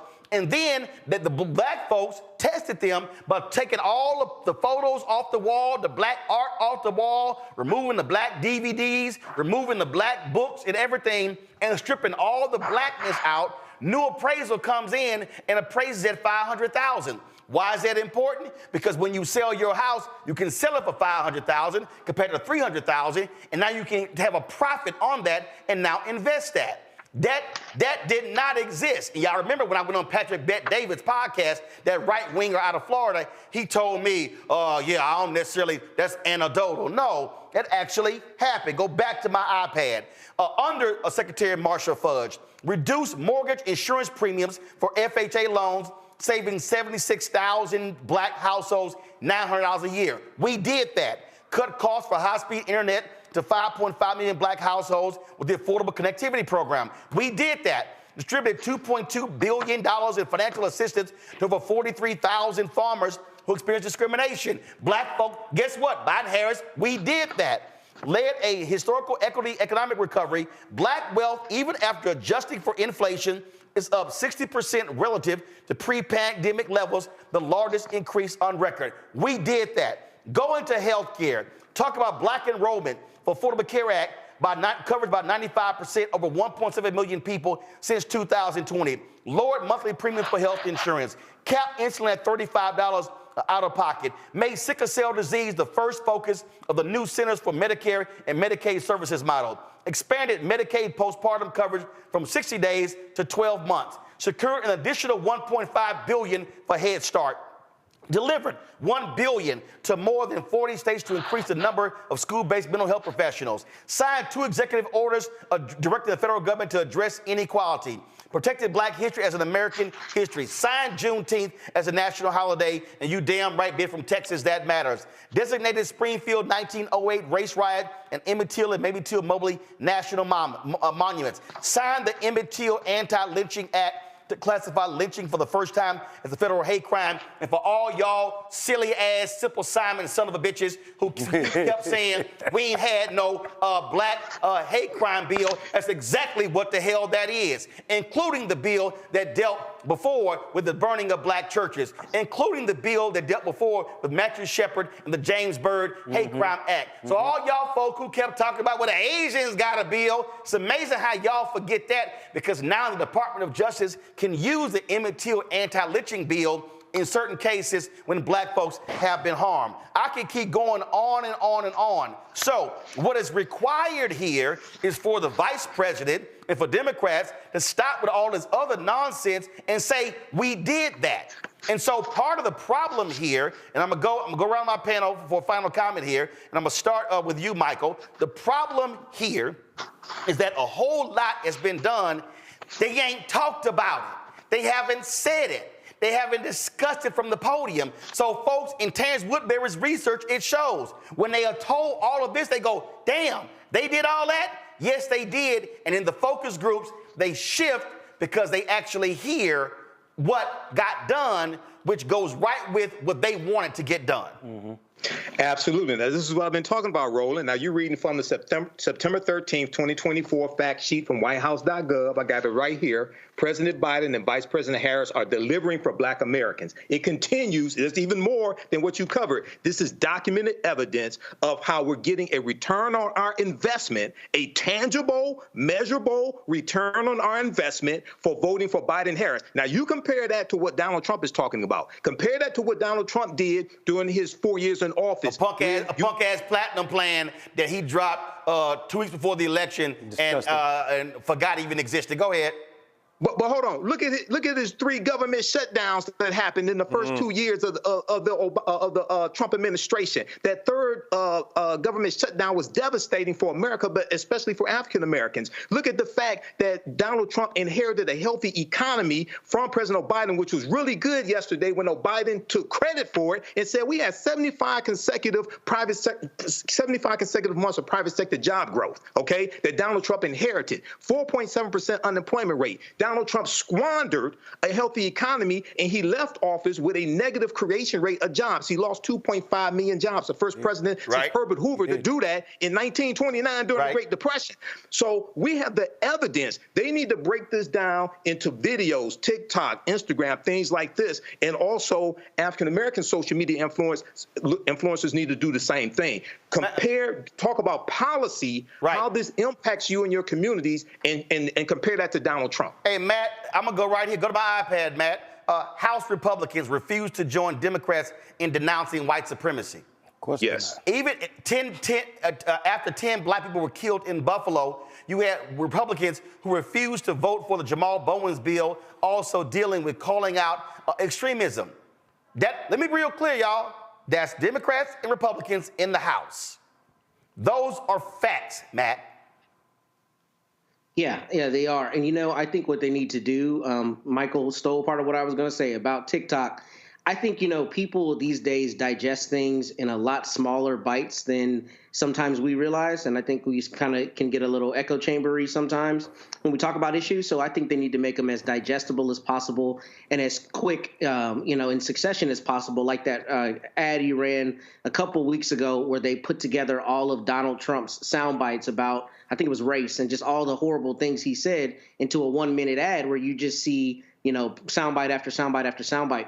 I think as good as all of these things are, sometimes they fall on deaf ears if they don't, 1, give context, and 2, put it into digestible form. So what I think they should do is like they do for the State of the Union, where they get one person who's been a beneficiary of that program or one person who's laudable in some respect and just have this person got $900 more on their Pell Grant. This person got this person got this, put a face to it, and then it shows people that there are measurable effects to these policies and they're not just out in the ether.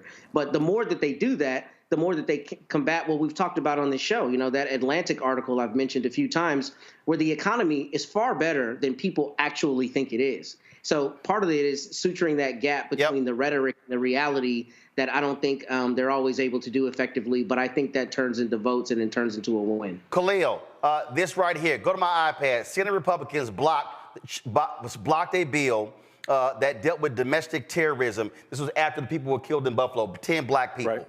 Okay, it failed in the Senate 47-47, but check this out. I need everybody to understand, because this ain't about, again, caping for Democrats, it's stating facts. It passed the House 222 to 203. One Republican, Adam Kinzinger, voted for the bill.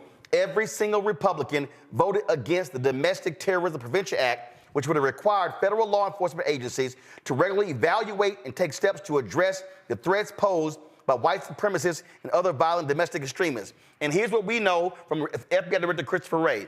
What did he say? The greatest domestic threat in America today is white domestic terrorism. So I do want to stay on that point, but I don't want to forget that this is not about Democrats and Republicans of who you decide to vote for. It's about policy. It's about policy. FEMA, right now in Florida, Georgia, North Carolina, how many Republicans didn't vote for FEMA relief to go out? How the Speaker of the House is delaying that vote until after the election. This is having disastrous real-time effects on people when we have this level of partisanship and we can't get behind it. I also want to make sure brothers don't get hoodwinked or bamboozled by this conversation and don't believe that just because President Trump pardoned or commuted some sentences in his day, whether it had Kanye or whomever sitting next to his side, don't believe that that was policy that was a benefit for our community. I'm happy that those who got a chance to get back to their families are great, but underneath the Obama administration, we saw close to, 12 to 1,700 pardons that happened. I think it was 143. I may be off on those numbers so I can get fact checked underneath the Trump administration. These are, again, it's not about party, it's about facts. It's about you taking back to your community trusted information that you can be a trusted resource. So as people leave this conversation tonight, that we leave the Black Star Network, go back to your communities. Don't be misogynistic, not that you were in the beginning. So again, not taking on President Obama's mantle. You sound like him. Don't let that be an excuse, and I hope that's what he was meaning when he was trying to say. I mean, I'm a big fan of the West Wing, so hopefully this was his red light moment. If those remember the show back in the day, he knew what he was saying to spark a conversation in our community. And I'm happy we got brothers on here tonight. We're going to continue this into the weekend, into next week. But here's the thing that I need our people to get, Mondale. Again, this is not about, oh, you riding for a party. It's about there were policies that black people said we want. There were policies that were promised. And for all the tangible crowd, I want them to deny these things actually happen. No, these things actually happen. Now, there are brothers and sisters out there who say, well, I didn't see it, I didn't feel it. I heard people say, well, I ain't getting no student loan that was decreased. But guess what? Every time I put this on my social media page, somebody go, I did. So you may not have gotten a relief, but be happy that somebody got relief, and it's $170 billion, and they tried to get rid of all student loan debt relief, but it was a conservative Supreme Court that said no. So if your ass did not vote in 2016 for Hillary Clinton, or you sat on the couch and you ain't vote for nobody, you also got to own this because Trump got 3 Supreme Court justices. So folks need to step up and deal with reality of what's going on. And now ask yourself the question, what is Donald Trump promising to deliver? What is Vice President Kamala Harris promising to deliver? And what are the Republicans in the House and the Senate promising to deliver? And what we do know, I don't care what Trump says or how often he lies, Project 2025 is absolutely the full-scale agenda of the right if Trump wins the White House and they control the House and or the Senate. Listen, I mean, anybody that don't believe that the Heritage Foundation will be in charge of policy for Trump did not. Like the Federalist Society was in charge of the federal judges. Absolutely, and every judge he appointed came from the Federalist Society. So if you don't know what that is, these are the most conservative folk in law, and they are absolutists when it comes to being anti-black. Let me just say a couple things, because a couple things can be true and are true in this space, right? It is absolutely fact that this election is probably the most consequential election of our life. And unfortunately, we can't use that and have legs because we've used it so many times in the past that it sounds like boy who cried wolf. But let's also mention a couple things. Black men aren't sitting out elections because they're lazy or because there's a pathology that exists in us, right?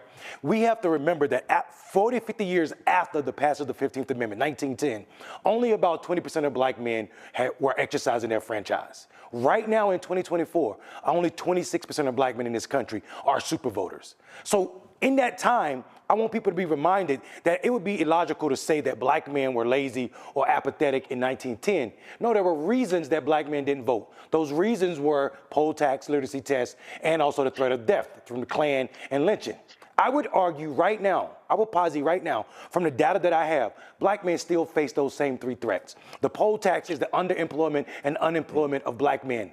Black men are, in some spaces in rural America, 18.5% unemployment rate.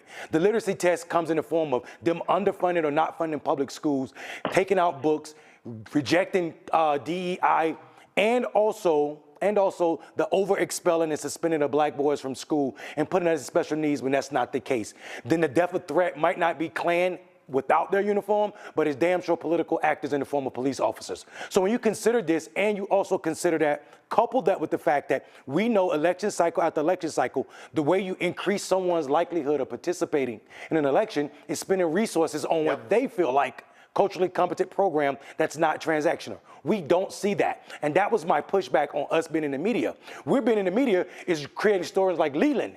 Enough of us aren't watching Black Star. The fact that we can only get this story here and everybody else is hearing what Leland is saying is the problem. The media has never been a friend of black men, an ally of black men. But this trope, this idea that Obama threw them is going to take legs, not just with white media, with the likes of FBA and then idiots like Charlamagne the God that play with important Well, I'm going to tell you right now, I am on Lawrence O'Donnell at 10:20 tonight. I'm on Good Morning America tomorrow. And so we're going to hit this as hard as possible. And so, gentlemen, I really appreciate it. Thanks a bunch. Folks, you know what? I was going to go to a break. I'm not. A Stanford University professor says she can, actually, y'all stay right here. A Stanford University professor says she can tell within the first 27 seconds of a routine traffic stop whether the encounter is going to escalate. In a groundbreaking study, Professor Jennifer Eberhardt found that the first 45 words spoken by police officers during traffic stops can predict with over 70% accuracy whether the encounter will escalate. She joins us now from Stanford, California. Doc, glad to have you here. Talk about this, what you call this linguistic signature. So yes, that linguistic signature has two elements to it. One is that the officer begins the stop with an order, and the second is that the officer does not provide the reason for the stop. And when you have both of those together, it's highly predictive of an escalated outcome. And that means that the driver is going to end up handcuffed, searched, or arrested. I can tell you, I've had to report and cover so many of these stories, and when we play the video, we can tell by the tone, we can tell by how they walk up, hand already on the gun, what's going to go down, and that's why so many routine traffic stops end up leading to somebody being shot or killed. It's right. We've also done studies looking at tone of voice of officer, and we also have found that the tone of voice, when it's directed at Black drivers, is seen as significantly less respectful than the tone directed at white drivers. And we find that this is the case with, regardless of the listener's race, right? So both Black and white listeners, they hear the tone as less respectful when it's directed at a Black driver. And it affects not only how they see that officer, it affects how they see the entire department where that officer is drawn from. And we're not talking just white cops. We're talking the same thing with Black cops. So what the blue teaches, it teaches, when you see Black, gird yourself. Yeah, I mean, I don't know that, that's something that's directly taught, but it. Doc, I know you're being nice. It's directly taught. Trust me. When I go to Matt Manning, civil rights attorney, I'm sure he got a whole bunch of stories, but we just see it way too often across police departments, north, south, east, west, rural, city, predominantly Black, predominantly white, doesn't matter. Yeah, I think this is a problem that's a broad problem. It does exist, all over the country. There are racial disparities in who stopped, definitely. And what we're trying to do is to take routine stops and look at those stops and trying to use systematic, data analysis of those stops so that we can understand not only which stops escalate, but also which stops are, less respectful or more respectful. We're trying to also understand how we can not only better evaluate the interactions themselves, but to change those interactions, to intervene on those interactions. Our latest paper is actually looking at the value of training in this. And for that, we have I don't know if most people know this, but the vast majority of the police trainings out there on how to interact with the public, they're not rigorously evaluated. If they're evaluated at all, it's did you like the training? So that's where we are there. And so what we're trying to do is to leverage body-worn camera footage so that we can evaluate trainings. We can evaluate how officers are speaking to people before that at training, how those interactions go, and we compare that to how the interactions go after the training. And we have a paper that just came out weeks ago showing that post-training officers are significantly more likely to explicitly state the reason for the stop to Black drivers. They're more likely to offer reassurance to Black drivers, and they're more likely to express concern for the safety of Black drivers. So we've seen evidence that some trainings, at least, can work. Questions from the panel here. Matt Manning, you're first. Yeah, well, first, I want to commend you, Dr. Everhart. This is really important information. And the question I had specifically was about study 2. So I read part of, I guess, what would be the abstract. And I thought it was genius that y'all played these to Black males to see what kind of emotion they evoked. And what I thought was really interesting, especially having watched thousands of such videos, is that it seems to be it evoked the exact emotion it's intended to evoke, which is to be authoritarian and say you need to submit immediately to my will when you don't see that with white drivers. So I'm interested, how did you play it for them? Was it like a double blind type situation? What information did they have? And how were you able to, I guess, measure what that came to in terms of whether those stops became escalated or not? Right. So what we did is we played the first 45 words for Black men. And these are the first 45 words that large language models can, we can use those models to predict with 70% accuracy whether that stop is going to escalate with someone being searched, handcuffed, or arrested. And so we played those 45 words. We had Black men listen to them and tell us, you know, what their impression of the officer is. We had them listen and tell us to make predictions about what was going to happen by the end of the stop. You know, again, whether it was going to end up with this escalated outcome. And we also asked them to, you know, tell us whether they were concerned at all that force was going to be used in the stop. And using all those predictors, we found that stops that were directed at Black men, where there was an order and no reason given for the stop in the first 45 words, these Black men, they were had a more negative impression of the police officer. They were more likely to predict that the person, the driver, was going to be handcuffed, searched, or arrested, and they were more fearful. They were more concerned that that stop was going to involve some kind of use of force from the officer. Can I ask a supplemental question, Roland? Real quick, go.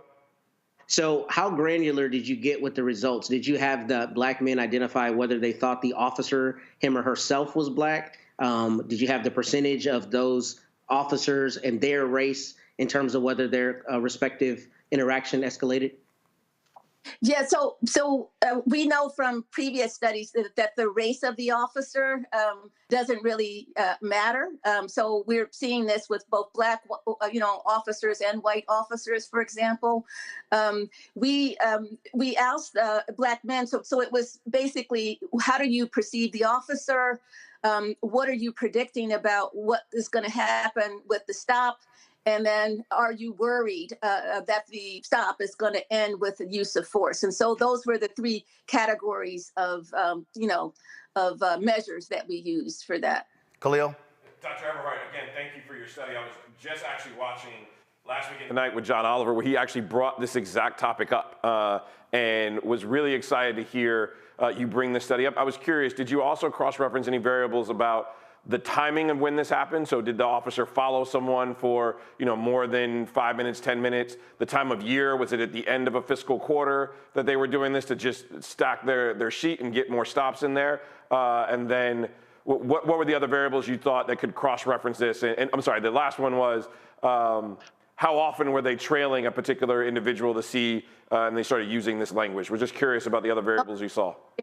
Yeah, so we didn't have information about what the officer was doing before the stop. We do know why the officer stopped the person. Okay. We do know, what the outcome of the stop was.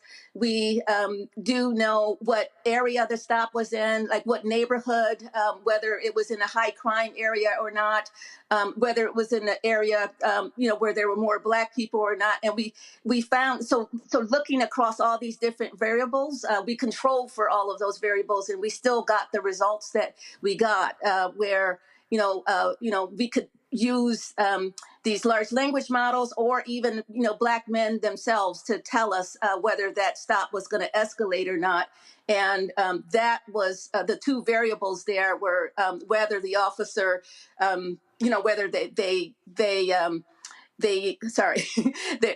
whether the officer issued an order or and didn't say the reason for the stop. So those were the two things. We had other studies that we've conducted where we've looked at this issue of respect, and we found that officers, they generally, even when they're behaving professionally, they speak to Black drivers with less respect than white drivers. And this is, we looked at this over almost nearly 1,000 stops, and we're finding systematic differences just in, how people are treated. And these are stops, again, that don't, involve force. They don't end in force. They don't, many of them, they don't end in complaints either.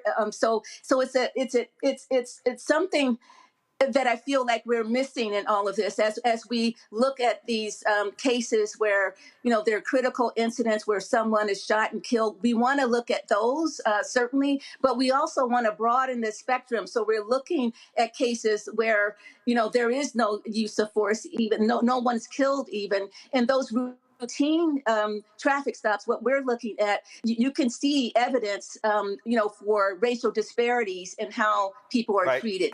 Michael, I got about 2.5 minutes. So Michael and Wendell, quick questions, quick answers. Go.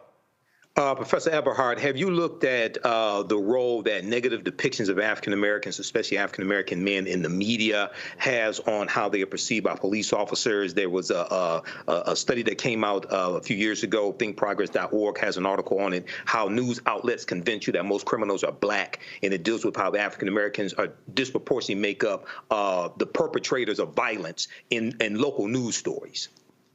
Yeah, I have not myself looked at local news stories, but I've been, conducting research on this issue for decades now. And so I have a lot of studies showing that there's a strong connection or a strong association between Blackness and crime. And we can see that, across many different studies and across time. So, there's a lot of evidence that Black people, Black men in particular, are associated with crime. And those associations, can matter for how they're treated. Wendell. Yeah, Doc, thank you so much for seeing Black men in this study. Tell us that you do. It means a whole lot for people like me that are concerned with Black men. I want to ask you a question about epigenetic triggers. So we know that trauma through our RNA, the envelope that keeps the DNA, our trauma that's passed on to us from people that lived in our families before we were even born can tell us certain things. So I want to know if you take this linguistic signatures and have they seen it, or have you all looked at it or used it as a key to see how it triggers Black men and what effect it has, or long-term effect it has on our psyche and well-being? Yeah, I have a colleague right now at the University of Michigan, Nick Camp, who is looking at physiological responses, by Black men to being in these situations. So he'll, play, a stop for someone with the officer speaking to the driver, and we're trying to get physiological measures on how Black men in particular are responding to this. So there's not a lot of research on that issue right now, but we're moving in that direction. Excellent. All right. Dr. Eberhard, where can people go to read all about your research? So I am a director of a center at Stanford University called Stanford Spark. So that would be a place to go. Go to our website to see all. We produced a number of papers across over a decade on this now. So all of those papers would be up there. And last question, has any of these mainstream news organizations booked you to do their shows yet? They have in the past. They haven't for this escalation paper. We were on PBS, All Things Considered, and I think one of my colleagues, Eugenia Rowe, was on CNN, I believe, last spring when it came out. But Yeah, that paper got a lot less attention than other papers that we put out. And I thought it would be the opposite. I mean, police escalation is such a huge thing in our country right now and has been, but it didn't get a lot of pickup, actually. That is no shock to me. Doc, we appreciate it. Thanks a lot. Okay, thank you. All right, Bye-bye. folks, time for Education Matters.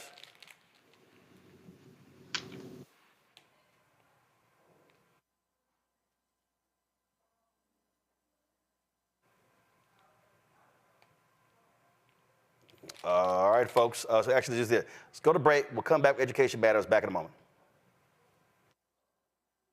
Kamala Harris has never backed down from a challenge. She put cartel members and drug traffickers behind bars, and she will secure our border. Here's her plan. Hire thousands more border agents, enforce the law and step up technology, and stop fentanyl smuggling and human trafficking. We need a leader with a real plan to fix the border, and that's Kamala Harris. I'm Kamala Harris, and I approve this message. The overturning of Roe almost killed me. I had a blood clot in my uterus that caused my labor to have to be induced because of the overturn of Roe v. Wade. I wasn't able to get life-saving treatment sooner. I almost died. And that's because of the decision that Donald Trump made. I was able to get Roe v. Wade terminated, and I'm proud to have done it. The doctors and nurses were afraid that if they treated me in the incorrect way, that they would be prosecuted for that. And that's appalling. Donald Trump says that women should be punished. Do you believe in punishment for abortion? There has to be some form of punishment. For the woman? Yeah. I believe that women should have reproductive freedom to make the choices about their own bodies. 4 more years of Donald Trump means that women's rights will continue to be taken away one by one by one by one. This has to stop because women are dying. I'm Kamala Harris, and I approve this message. Here's a 78-year-old billionaire who has not stopped whining about his problems. Oh, she had a big crowd. Oh, the crowd. This weird obsession with crowd sizes. It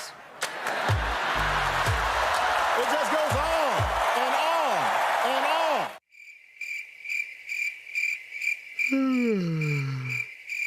America's ready for a new chapter. We are ready for a President Kamala Harris. I'm Kamala Harris, and I approve this message. There's nothing socialist about Kamala Harris. Trump says Harris is a radical. I don't buy it. Conservatives have a supermajority on the Supreme Court. With a likely Republican Senate, those checks and balances will keep our country sane. If Trump wins, he could end up with total control. I'm a conservative. I don't agree with Harris on everything, but she was a tough prosecutor, and she put bad guys in prison. I voted for Donald Trump 3 times. I'm voting for Kamala Harris in November. Now, I'm voting for Kamala Harris this fall. Hey, what's up? Geek Tony in the place to be. Got kicked out your mama's university, creator and executive producer of Fat Tuesdays, the air hip-hop comedy. But right now, I'm rolling with Roland Martin, unfiltered, uncut, unplugged, and undamn believable. You hear me?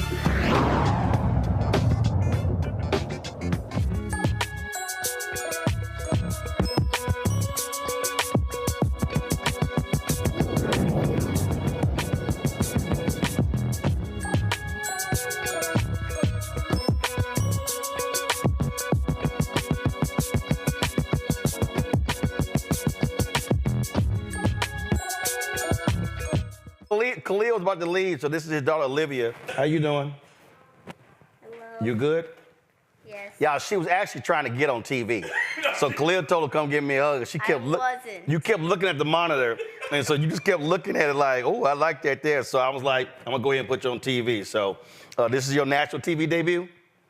Say bye. Say you still looking. All right, Doc. All right, y'all. Black students in urban and poor countries continue to be in a state of educational crisis. The lack of resources, overcrowding, racial achievement gap, and policies that fail to deliver substantive opportunities are hurting our kids. These deficits became more apparent after the COVID pandemic when substantial achievement gaps continue to widen. And so joining me right now, Dr. Steve Perry. He's the founder of Capital Preparatory Schools from West Haven, Connecticut. And from Houston, J. Artis Wright, the executive director of Freedom Coalition for Charter Schools. I mean, first, Steve, let's talk about, again, what that data showed. I mean, COVID, first of all, what COVID did was COVID absolutely exposed haves and have-nots. I remember it. I ran into her when I was in Alabama State. It was a white woman who was on the school board, and I had her on the show, and they had to convert school buses to be mobile Wi-Fi units. And all these folks who just assume, oh, kids can go to school on laptops and iPads, then begin to realize who didn't have internet, who didn't have computers, who didn't have laptops, who didn't have stable, learning situations at home. And so COVID really showed a lot of people, and and there was a bunch of money that was plowed into education, but the question is, was that money being spent properly? And that's really what COVID showed us. And then the end result are the numbers that we now see. So thank you, Roland, for continuing to fight on the behalf of our children. You are among the only who uses his airwaves to make sure that people understand that Black children are being badly hurt by a system that was never designed to support them. So COVID did a lot of things, but one of the things that it did was it showed that the issue was not so much about the economic poverty, but rather the poverty of expectations that are put upon Black children. It is easy for us to look at the criminal justice system. Let's start with the police officers, as you just had a great report done, and see that when we interface with police officers, it doesn't go well. When we interface with the judges, it doesn't go well. And then we can look into other parts of the public sector in making our way all the way over to hospitals and find out that Black women don't receive as much pain medication as others. So we can see across the board, all the way to, you mentioned earlier, about how Black people were not receiving loans at the same rate. So we can see, generally speaking, that African Americans, when we interface with the larger society, are treated poorly. Well, we should recognize that all those people, or the majority of those people, went to public schools who do those things. They learned those things somewhere. And what we see is African Americans are not seen as viable academic entities. We are not poured into, our children are not poured into with the same expectations as other communities' children are. It's not about money, because if it were money, the best place to send children would be to prison. So what we know is that we have an opportunity to push the notion of school choice, creating opportunities for schools to be created for our community, by our community, in our community. For instance, it was recently reported by CNN that only 1.3% of all public school teachers are Black men. However, the majority of the Black people who have started charter schools are Black men. So how is it that we're able to find a place in this space of public education, but not in the place of the traditional neighborhood? And that is because it was not designed for us. It is not designed to support our children. It's not designed to hire us as professionals. It's not designed to pull us in. The system was designed to make sure that African Americans, in particular, remain as second and third class citizens. Jay, the thing that I think people need to understand is that Black parents out there, they're like, listen, I just want my kid to get an education. And the thing that I keep saying to folks is that if something is working, I'm down with it. Replicate it, let's keep going. But if it ain't working, you got to find a solution. And let's not, and I don't want to hear a 10-year plan, because if your kid's in the 6th grade, they ain't gonna be in school in 10 years. No, you're absolutely right. And I also want to thank you for having me on the show as well, because as Dr. Perry was also mentioning, there are people out here that have been doing this work for over 30 years. Charter schools have been around for over 30 years. And when we look at the Black community specifically, they are increasing, that we are seeing more Black school leaders that are opening charter schools. But one of the interesting things about this is that it's not just about us opening schools. We know what works. So when we look at the learning loss that occurs when a child goes to a school unlike the traditional public school, and I'll just name it the charter schools, they're getting 44 extra days of learning, which is actually helping with that achievement gap. They're getting 59 extra days of reading. Those are things that are actually solution-driven mechanisms that we are seeing that are actually working that no one's talking about. And this is stuff that we knew before the pandemic. And so now after the pandemic, people are saying that we are at a 30-year gap now of learning loss that is just not being covered. And it's one of the huge issues that we've been talking about for over 50 days now with this administration, because there has been no conversations at all about education from either side. And there's definitely hasn't been any discussion about education in regards to our Black students in this country. I think that what bothers me the most when I look at this presidential election here, Steve, is that normally, I think back to years past, when you sort of had these topic-driven town halls. It's troubling that, I mean, I'm just trying to remember, I really haven't heard education, other than Trump trying to get rid of the Department of Education. I have not heard substantial conversations about education in this campaign. It's frightening because when you think about it, in most communities, your public school system is the largest employer. Forget about it from the perspective of what it's supposed to do, which is to teach children to read, write, and compute. But the largest expenditure in most communities is on your public education. And the fact that the people who are running for president and vice president, all of whom have sent their children to private schools, children or stepchildren, and or went to private schools themselves, who've exercised school choice in one way or another, are not even giving this conversation a head fake. And I know Jay can talk about this in a moment, but you, Roland, found, I want to say at least 8 years ago, that Black people in particular, as voters, are very, very comfortable with school choice and in many cases become single-issue voters. In fact, there was a gubernatorial election in Florida where a brother was not elected. One could argue because, in fact, he did not capture the vote of the school choice. Yeah, Andrew Gillum, he lost by 30,000 votes, and 18% of Black women voted for Governor Ron DeSantis, and Black women hate Republicans more than anybody else. Same thing happened in Arizona when Black mothers organized to support a Republican, making Doug Ducey giving him a return to the gubernatorialship. So if for no other reason than to just win the election, somebody might want to take a look at all of these parents who wake up every single day, put their children in uniforms, and in most cases put their children in cars because they don't have bus transportation to most charter and choice schools. So they're driving them or putting them on trains or in buses that are public buses. Or in some cases, and Roland, you know this as well as anyone, they're doing what I refer to as the Underground Railroad, which is they're sending their children to their aunt's house so that they can claim that address to have what is now illegal school choice. Black parents in particular are the most likely to engage in school choice in all of its forms. And to think that not a single candidate has even mentioned it. In fact, Vice President Harris's only communication about public education is it as an employment opportunity. It's a union conversation for her, not about children or parents. Questions from my panel. I'll start with you, Michael.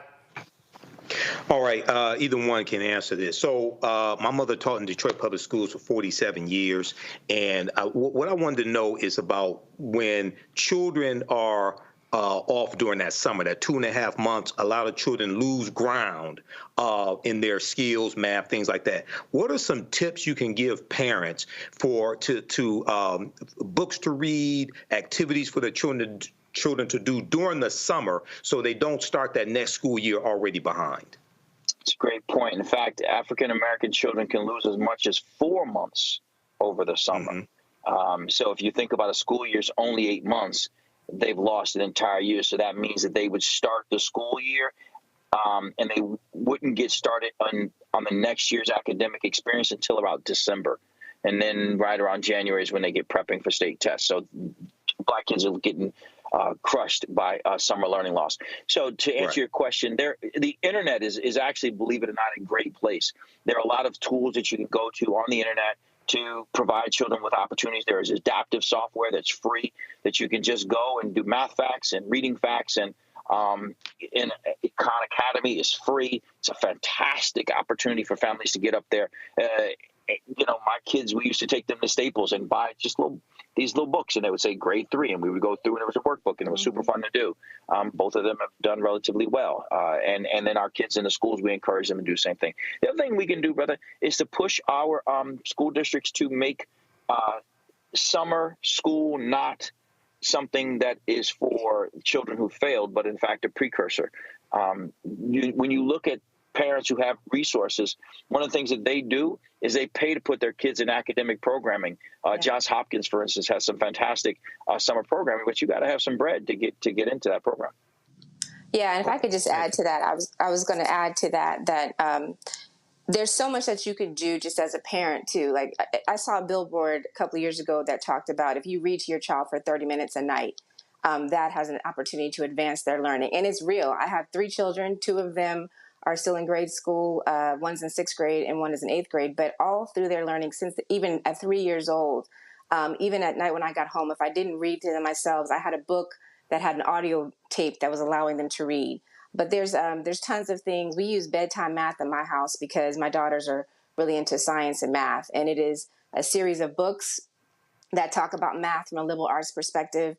Another good thing for parents to do is to, post them up in Barnes & Noble in the summertime. If you don't have a summer camp, you can't go to summer camp. There's so many programs out there at your local library that do reading in the morning, and there's so many activities. And the last thing I'll say a lot for busy parents is don't take for granted your phone. Put a lot of apps on your phone. So my kids have Duolingo on their phone. They've got iMath. And I make it a point to say, before you look at anything else, this is what you're going to look at. But I wanted to go back 1 second because I thought I was going to have an opportunity to comment. Roland, you mentioned about what happened in Florida. That was a single issue. Black women got DeSantis elected because of how he felt about education. And that's something that we're still trying to save in right now about where we are with this current candidates and how we feel about the fact that they're not paying attention to education. A single site issue like education is huge, and we should be paying attention to it. It should be something that we're talking about and that we're hearing from people, because in our communities, we know that that's an issue that we consider a top priority. So I just wanted to make sure I had that comment in there before we went on. No, not a problem. Matt, your question.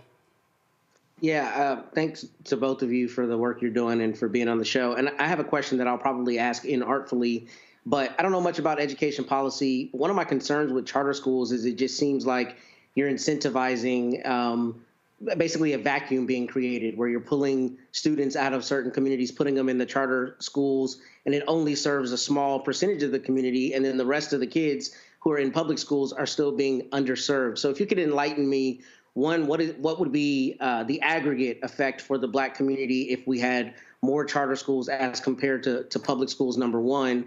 And number two, how do you make sure there's equity? Because I know a lot of these schools can be very selective. So even if they're providing a very good program, it seems like there's not enough of an aggregate benefit to not put the emphasis more so on public schools. And maybe that's my naivete. So if you could enlighten me, I'd appreciate it. So before wait. Before Steve and Jay answer that, I want to speak to that first, because I'm going to use my experience.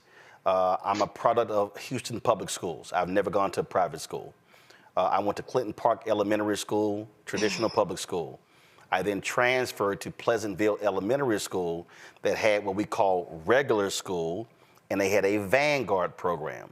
Vanguard program required you to apply, you got accepted, and then you were admitted.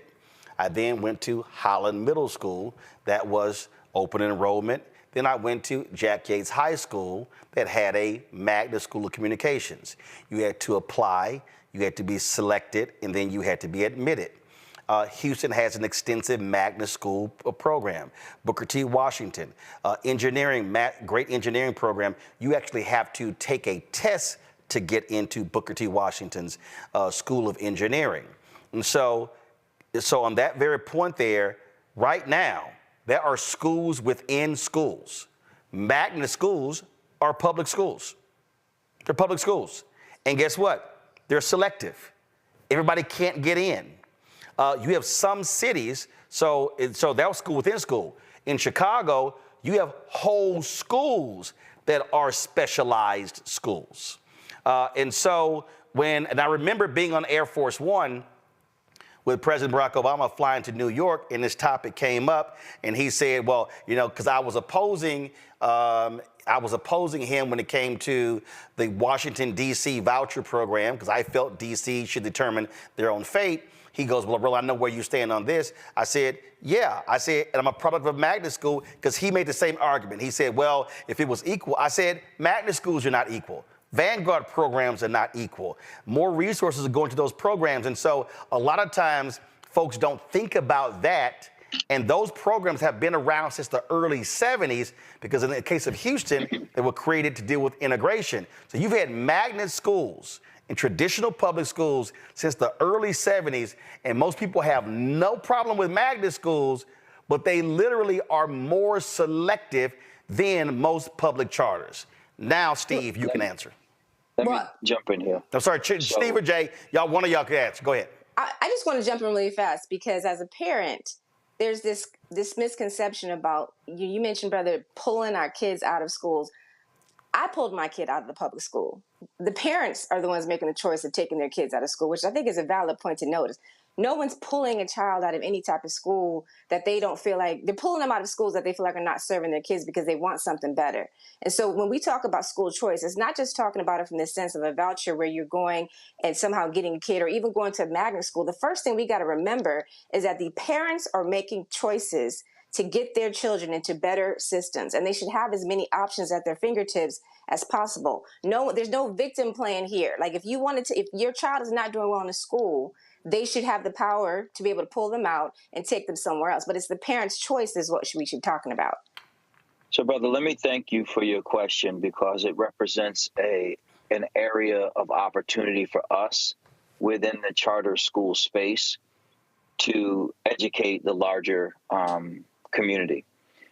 First, what Roland talked about are selective schools. And it's easy to think that because charter schools have a lottery, that there's a selectivity to it. There is no selectivity. The reason why our children's seats are limited is because the teachers' unions and the government officials who they literally own limit the amount of seats that we can have. We do not limit our own seats. They do.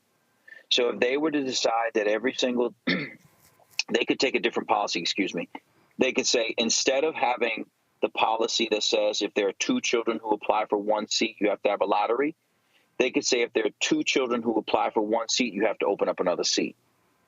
That's not the charter schools making that decision.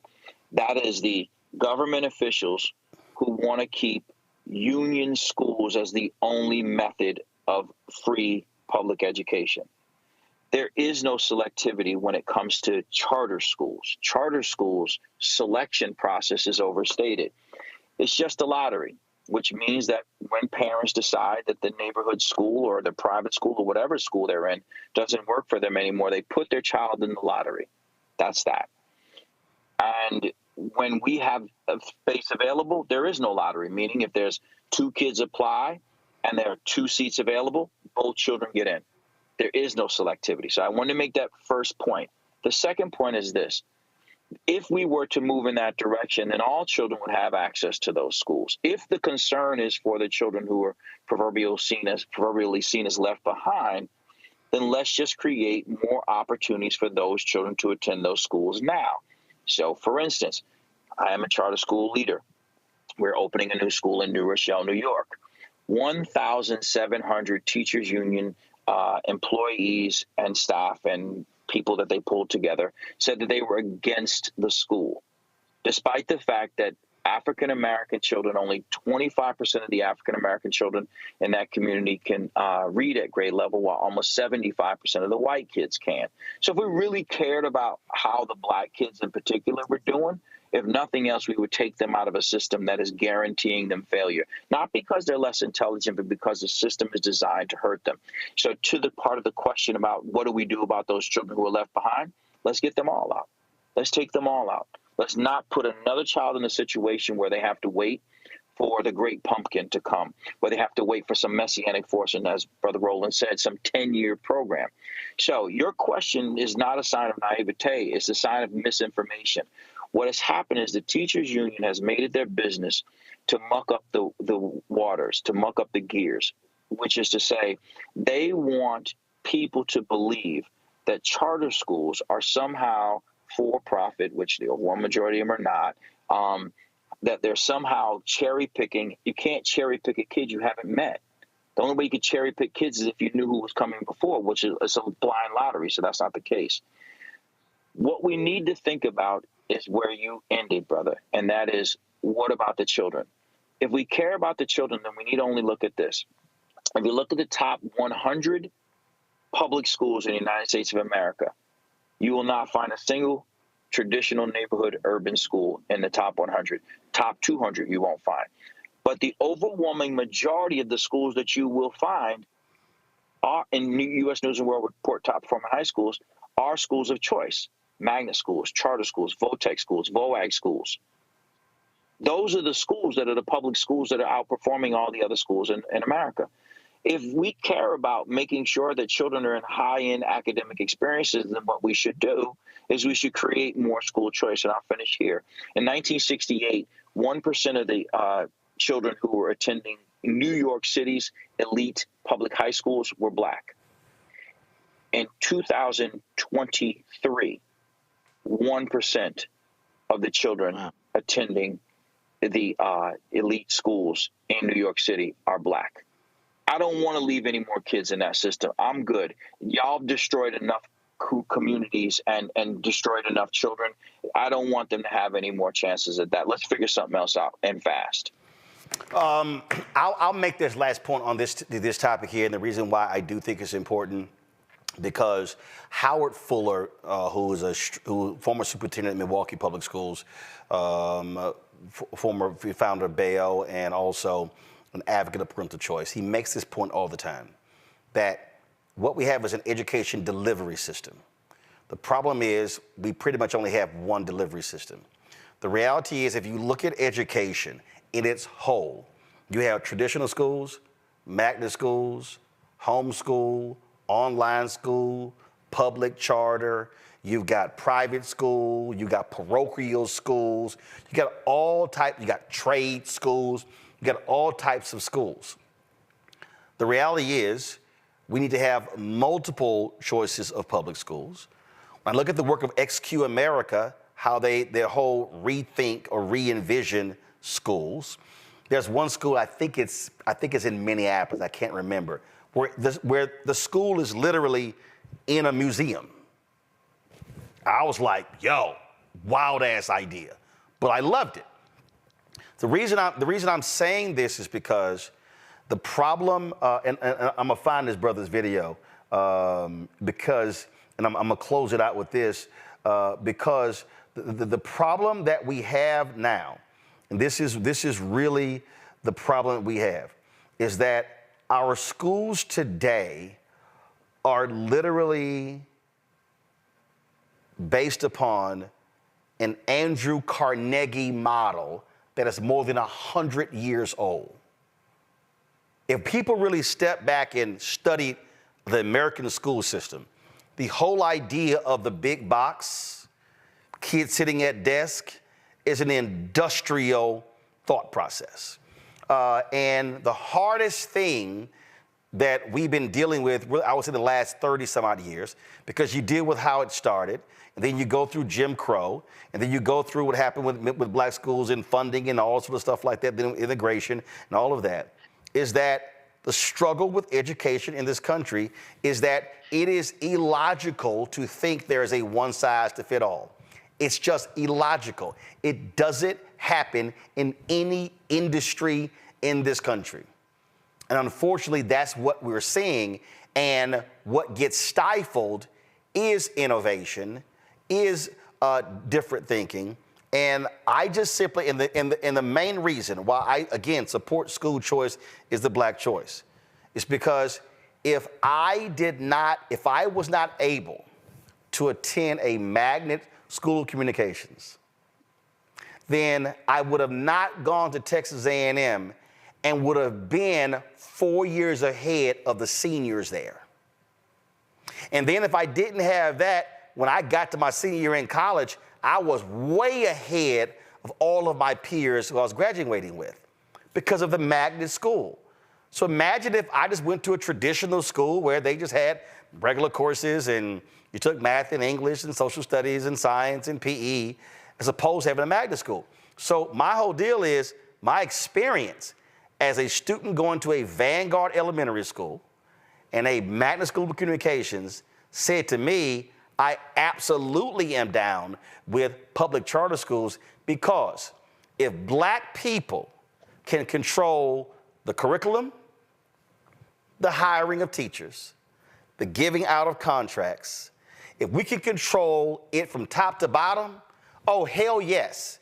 Because even though we have majority black cities, we don't control the school district in Detroit. We don't control the school district in DC. We don't control the school district in Prince George's County. We don't, because we also don't control the contracts. And if you actually want to know who controls school districts, it's those with the money. And that's where we get the short end of the stick. Final comment, Jay. Final comment, Steve. Jay, go. Well, one thing I want to note is that Dr. Howard Fuller is one of the co-founders of the Freedom Coalition for Charter Schools, which is an organization that specifically advocates for the expansion and growth of more Black and Latino schools across the country.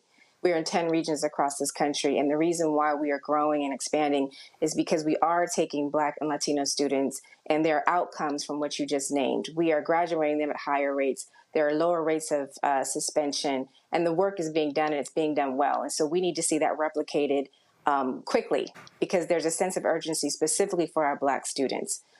So that's kind of my final thought. I'll hand it over to Dr. Perry. Steve? Thank you so much. Janelle mentioned that the Freedom Coalition is co-founded by Howard Fuller. And it's important to note that we recently did some research and found that in the state of Pennsylvania, there are approximately 130,000 children participating in school choice, public school choice. That number is greater than the distance between the votes between Biden and Trump, meaning she or he who captures the minds and hearts of the parents willing to put their children in schools that sometimes are in strip malls, inauspicious places, just to get them into a better academic experience. She or he who captures that group's attention could win the swing states like Pennsylvania, like Michigan, and like Ohio, all places where school choice is a very big deal among African American, Latin, and white families. All right, then. Jay Art is right. Steve Perry, I appreciate you both of y'all being on the show. Thanks a lot. Take care. Matt, Michael, I appreciate y'all being on today's panel as well. Thank you so very much. I'm going to close the show out. I saw this video a few years ago. This brother named Prince Ia. They put this out. It's gotten close to 30 million views on YouTube. And I just thought it was just a really fascinating video to cause us to rethink education. So I just wanted to play that for you before we close the show out. Check this out. Albert Einstein once said, "Everybody's a genius. But if you judge a fish by its ability to climb a tree, it will live its whole life believing that it is stupid." Ladies and gentlemen of the jury, today on trial we have modern day schooling. Glad you could come. Not only does he make fish climb trees, but also makes them climb down and do a 10-mile run. Tell me, school, are you proud of the things you've done? Turning millions of people into robots, do you find that fun? Do you realize how many kids relate to that fish swimming upstream in class, never finding their gifts, thinking they are stupid, believing they are useless? Well, the time has come, no more excuses. I call school to the stand and accuse him of killing creativity, individuality, and being intellectually abusive. He's an ancient institution that has outlived his usage. So, Your Honor, this concludes my opening statement, and if I may present the evidence of my case, I will prove it. Proceed. Exhibit A, here's a modern day phone. Recognize it? Here's a phone from 150 years ago. Big difference, right? Stay with me. Here's a car from today, and here's a car from 150 years ago. Big difference, right? Well, get this. Here's a classroom of today, and here's a class we used 150 years ago. Now, ain't that a shame? In literally more than a century, nothing has changed. Yet you claim to prepare students for the future? But with evidence like that, I must ask, do you prepare students for the future or the past? I did a background check on you and let the record show that you were made to train people to work in factories, which explains why you put students in straight rows, nice and neat, tell them sit still, raise your hand if you want to speak, give them a short break to eat, and for 8 hours a day, tell them what to think. Oh, and make them compete to get an A letter which determines product quality, hence grade A of meat. I get it. Back then, times were different. We all have a past. I myself am no Gandhi. But today, we don't need to make robot zombies. The world has progressed, and now we need people who think creatively, innovatively, critically, independently, with the ability to connect. See, every scientist will tell you that no two brains are the same, and every parent with 2 or more children will confirm that claim. So please explain why you treat students like cookie-cutter frames or snapback hats, giving them this one-size-fits-all crap. Watch your language. Sorry, Your Honor, but if a doctor prescribed the exact same medicine to all of his patients, the results will be tragic. So many people would get sick, yet when it comes to school, this is exactly what happens, this educational malpractice, where one teacher stands in front of 20 kids, each one having different strengths, different needs, different gifts, different dreams, and you teach the same thing the same way? That's horrific. Ladies and gentlemen, the defendant should not be acquitted. This may be one of the worst criminal offenses ever to be committed. And let's mention the way you treat your employees. Objection. Overruled. I want to hear this. It's a shame. I mean, teachers have the most important job on the planet, yet they're underpaid.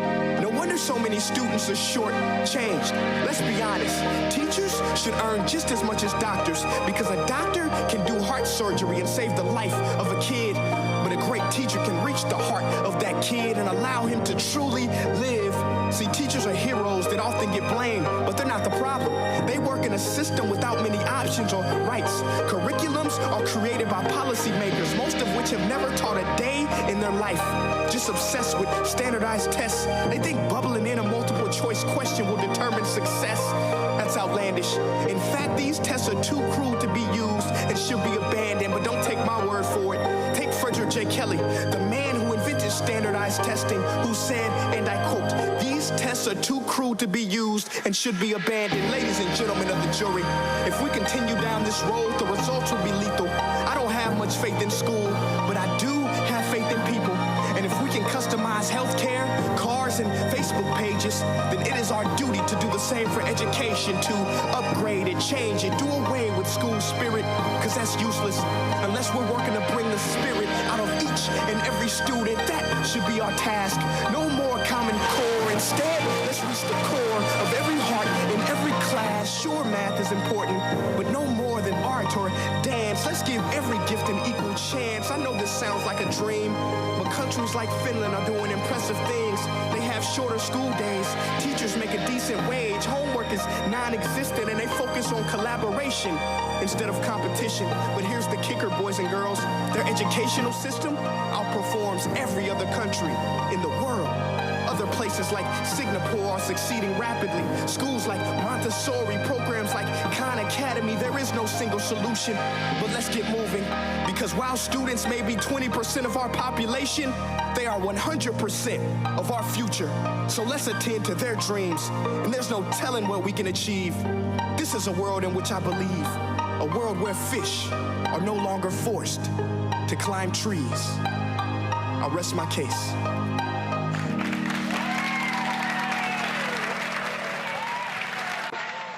Just something for you to think about. All right, folks, if y'all missed the top of the show, we talked about the ad that Vice President Kamala Harris's team dropped after Donald Trump insulted Detroit. Yo, let me tell you something. You watch this ad, first thing you're gonna do, put on some DMX. I'm just saying. That's what I did. I'm gonna close the show. If y'all missed it, yo, this is fire. Roll it. They said we were dead. Detroit waving the white flag, the city filing for bankruptcy. That our best days were behind us.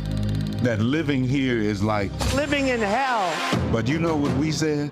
We said, F that. We rebuilt ourselves. We looked out for each other, got our hands dirty, and put in the hard work. And this guy, he don't know anything about that. We are a city of winners, of up-and-comers, of builders, the Motor City. Bigger and better. Here, we believe in freedom. We don't bow down to nobody, and we never will. And so what Donald Trump doesn't understand, or care to learn, is that when he said, our whole country will end up being like Detroit if she's your president, that he should be so goddamn lucky. I'm Kamala Harris, and I approve this message. Oh, that is fire. All right, folks, I am headed to North Carolina tomorrow, and of course, I'll be there. Then I'll come back. I'll be here on Monday. Then we turn right back around. We're going to be broadcasting live in East North Carolina on our Black Belt Tour. We'll be there Wednesday, Thursday, Friday. I'll let you know Monday, where we're going to be. I want y'all to come out. I want y'all to pack the joint. It's going to be fire. So a lot of things happening. Let me thank everybody in Philadelphia and Lincoln University for the last 3 days. We were there Tuesday, Wednesday, Thursday, and so we're going to be on the road. We're going to be in Wisconsin. We're going to be going, I think, to Michigan. They're trying to get me to Ohio, so we're just trying to make it happen. All right, folks, don't forget, support the work that we do. I can't tell you how critical your dollars are for the work that we do. We're still having issues with Cash App, so y'all, I wish I could, if y'all have Cash App, that's the only thing you have, get one of these other, please get one of these other programs. You can see your checking money order to P.O. Box 57196, Washington, D.C., 20037-0196. PayPal is R. Martin Unfiltered. Venmo is RM Unfiltered. Zelle, Roland at RolandSMartin.com, Roland at RolandMartinUnfiltered.com. Download the Black Star Network app. Apple phone, Android phone, Apple TV, Android TV, Roku, Amazon Fire TV, Xbox One, Samsung Smart TV. Be sure to get a copy of my book, White Fear, How the Browning of America is Making White Folks Lose Their Minds, available at bookstores nationwide. And of course, get the audio version on Audible. Folks, don't forget, voting is happening right now. First, if you have not registered, register to vote. If the deadline is passed, early voting is happening in your location. I want you to actually vote. If y'all want to also get one of these shirts, a portion comes back to the show. You can go to Dacia's Designs at DACIAS Designs.com. You see the promo code is Roland. The QR code is right there. You can get one of these. My Black Job is Voting. Folks, that's it. I will see y'all actually this weekend. We'll be live streaming from North Carolina. Vice President Kamala Harris is having a rally there, attending a church service. We will be there. And you will see all of that live on the Black Star Network. And I'll be live with you on Monday. Y'all take care. Holla!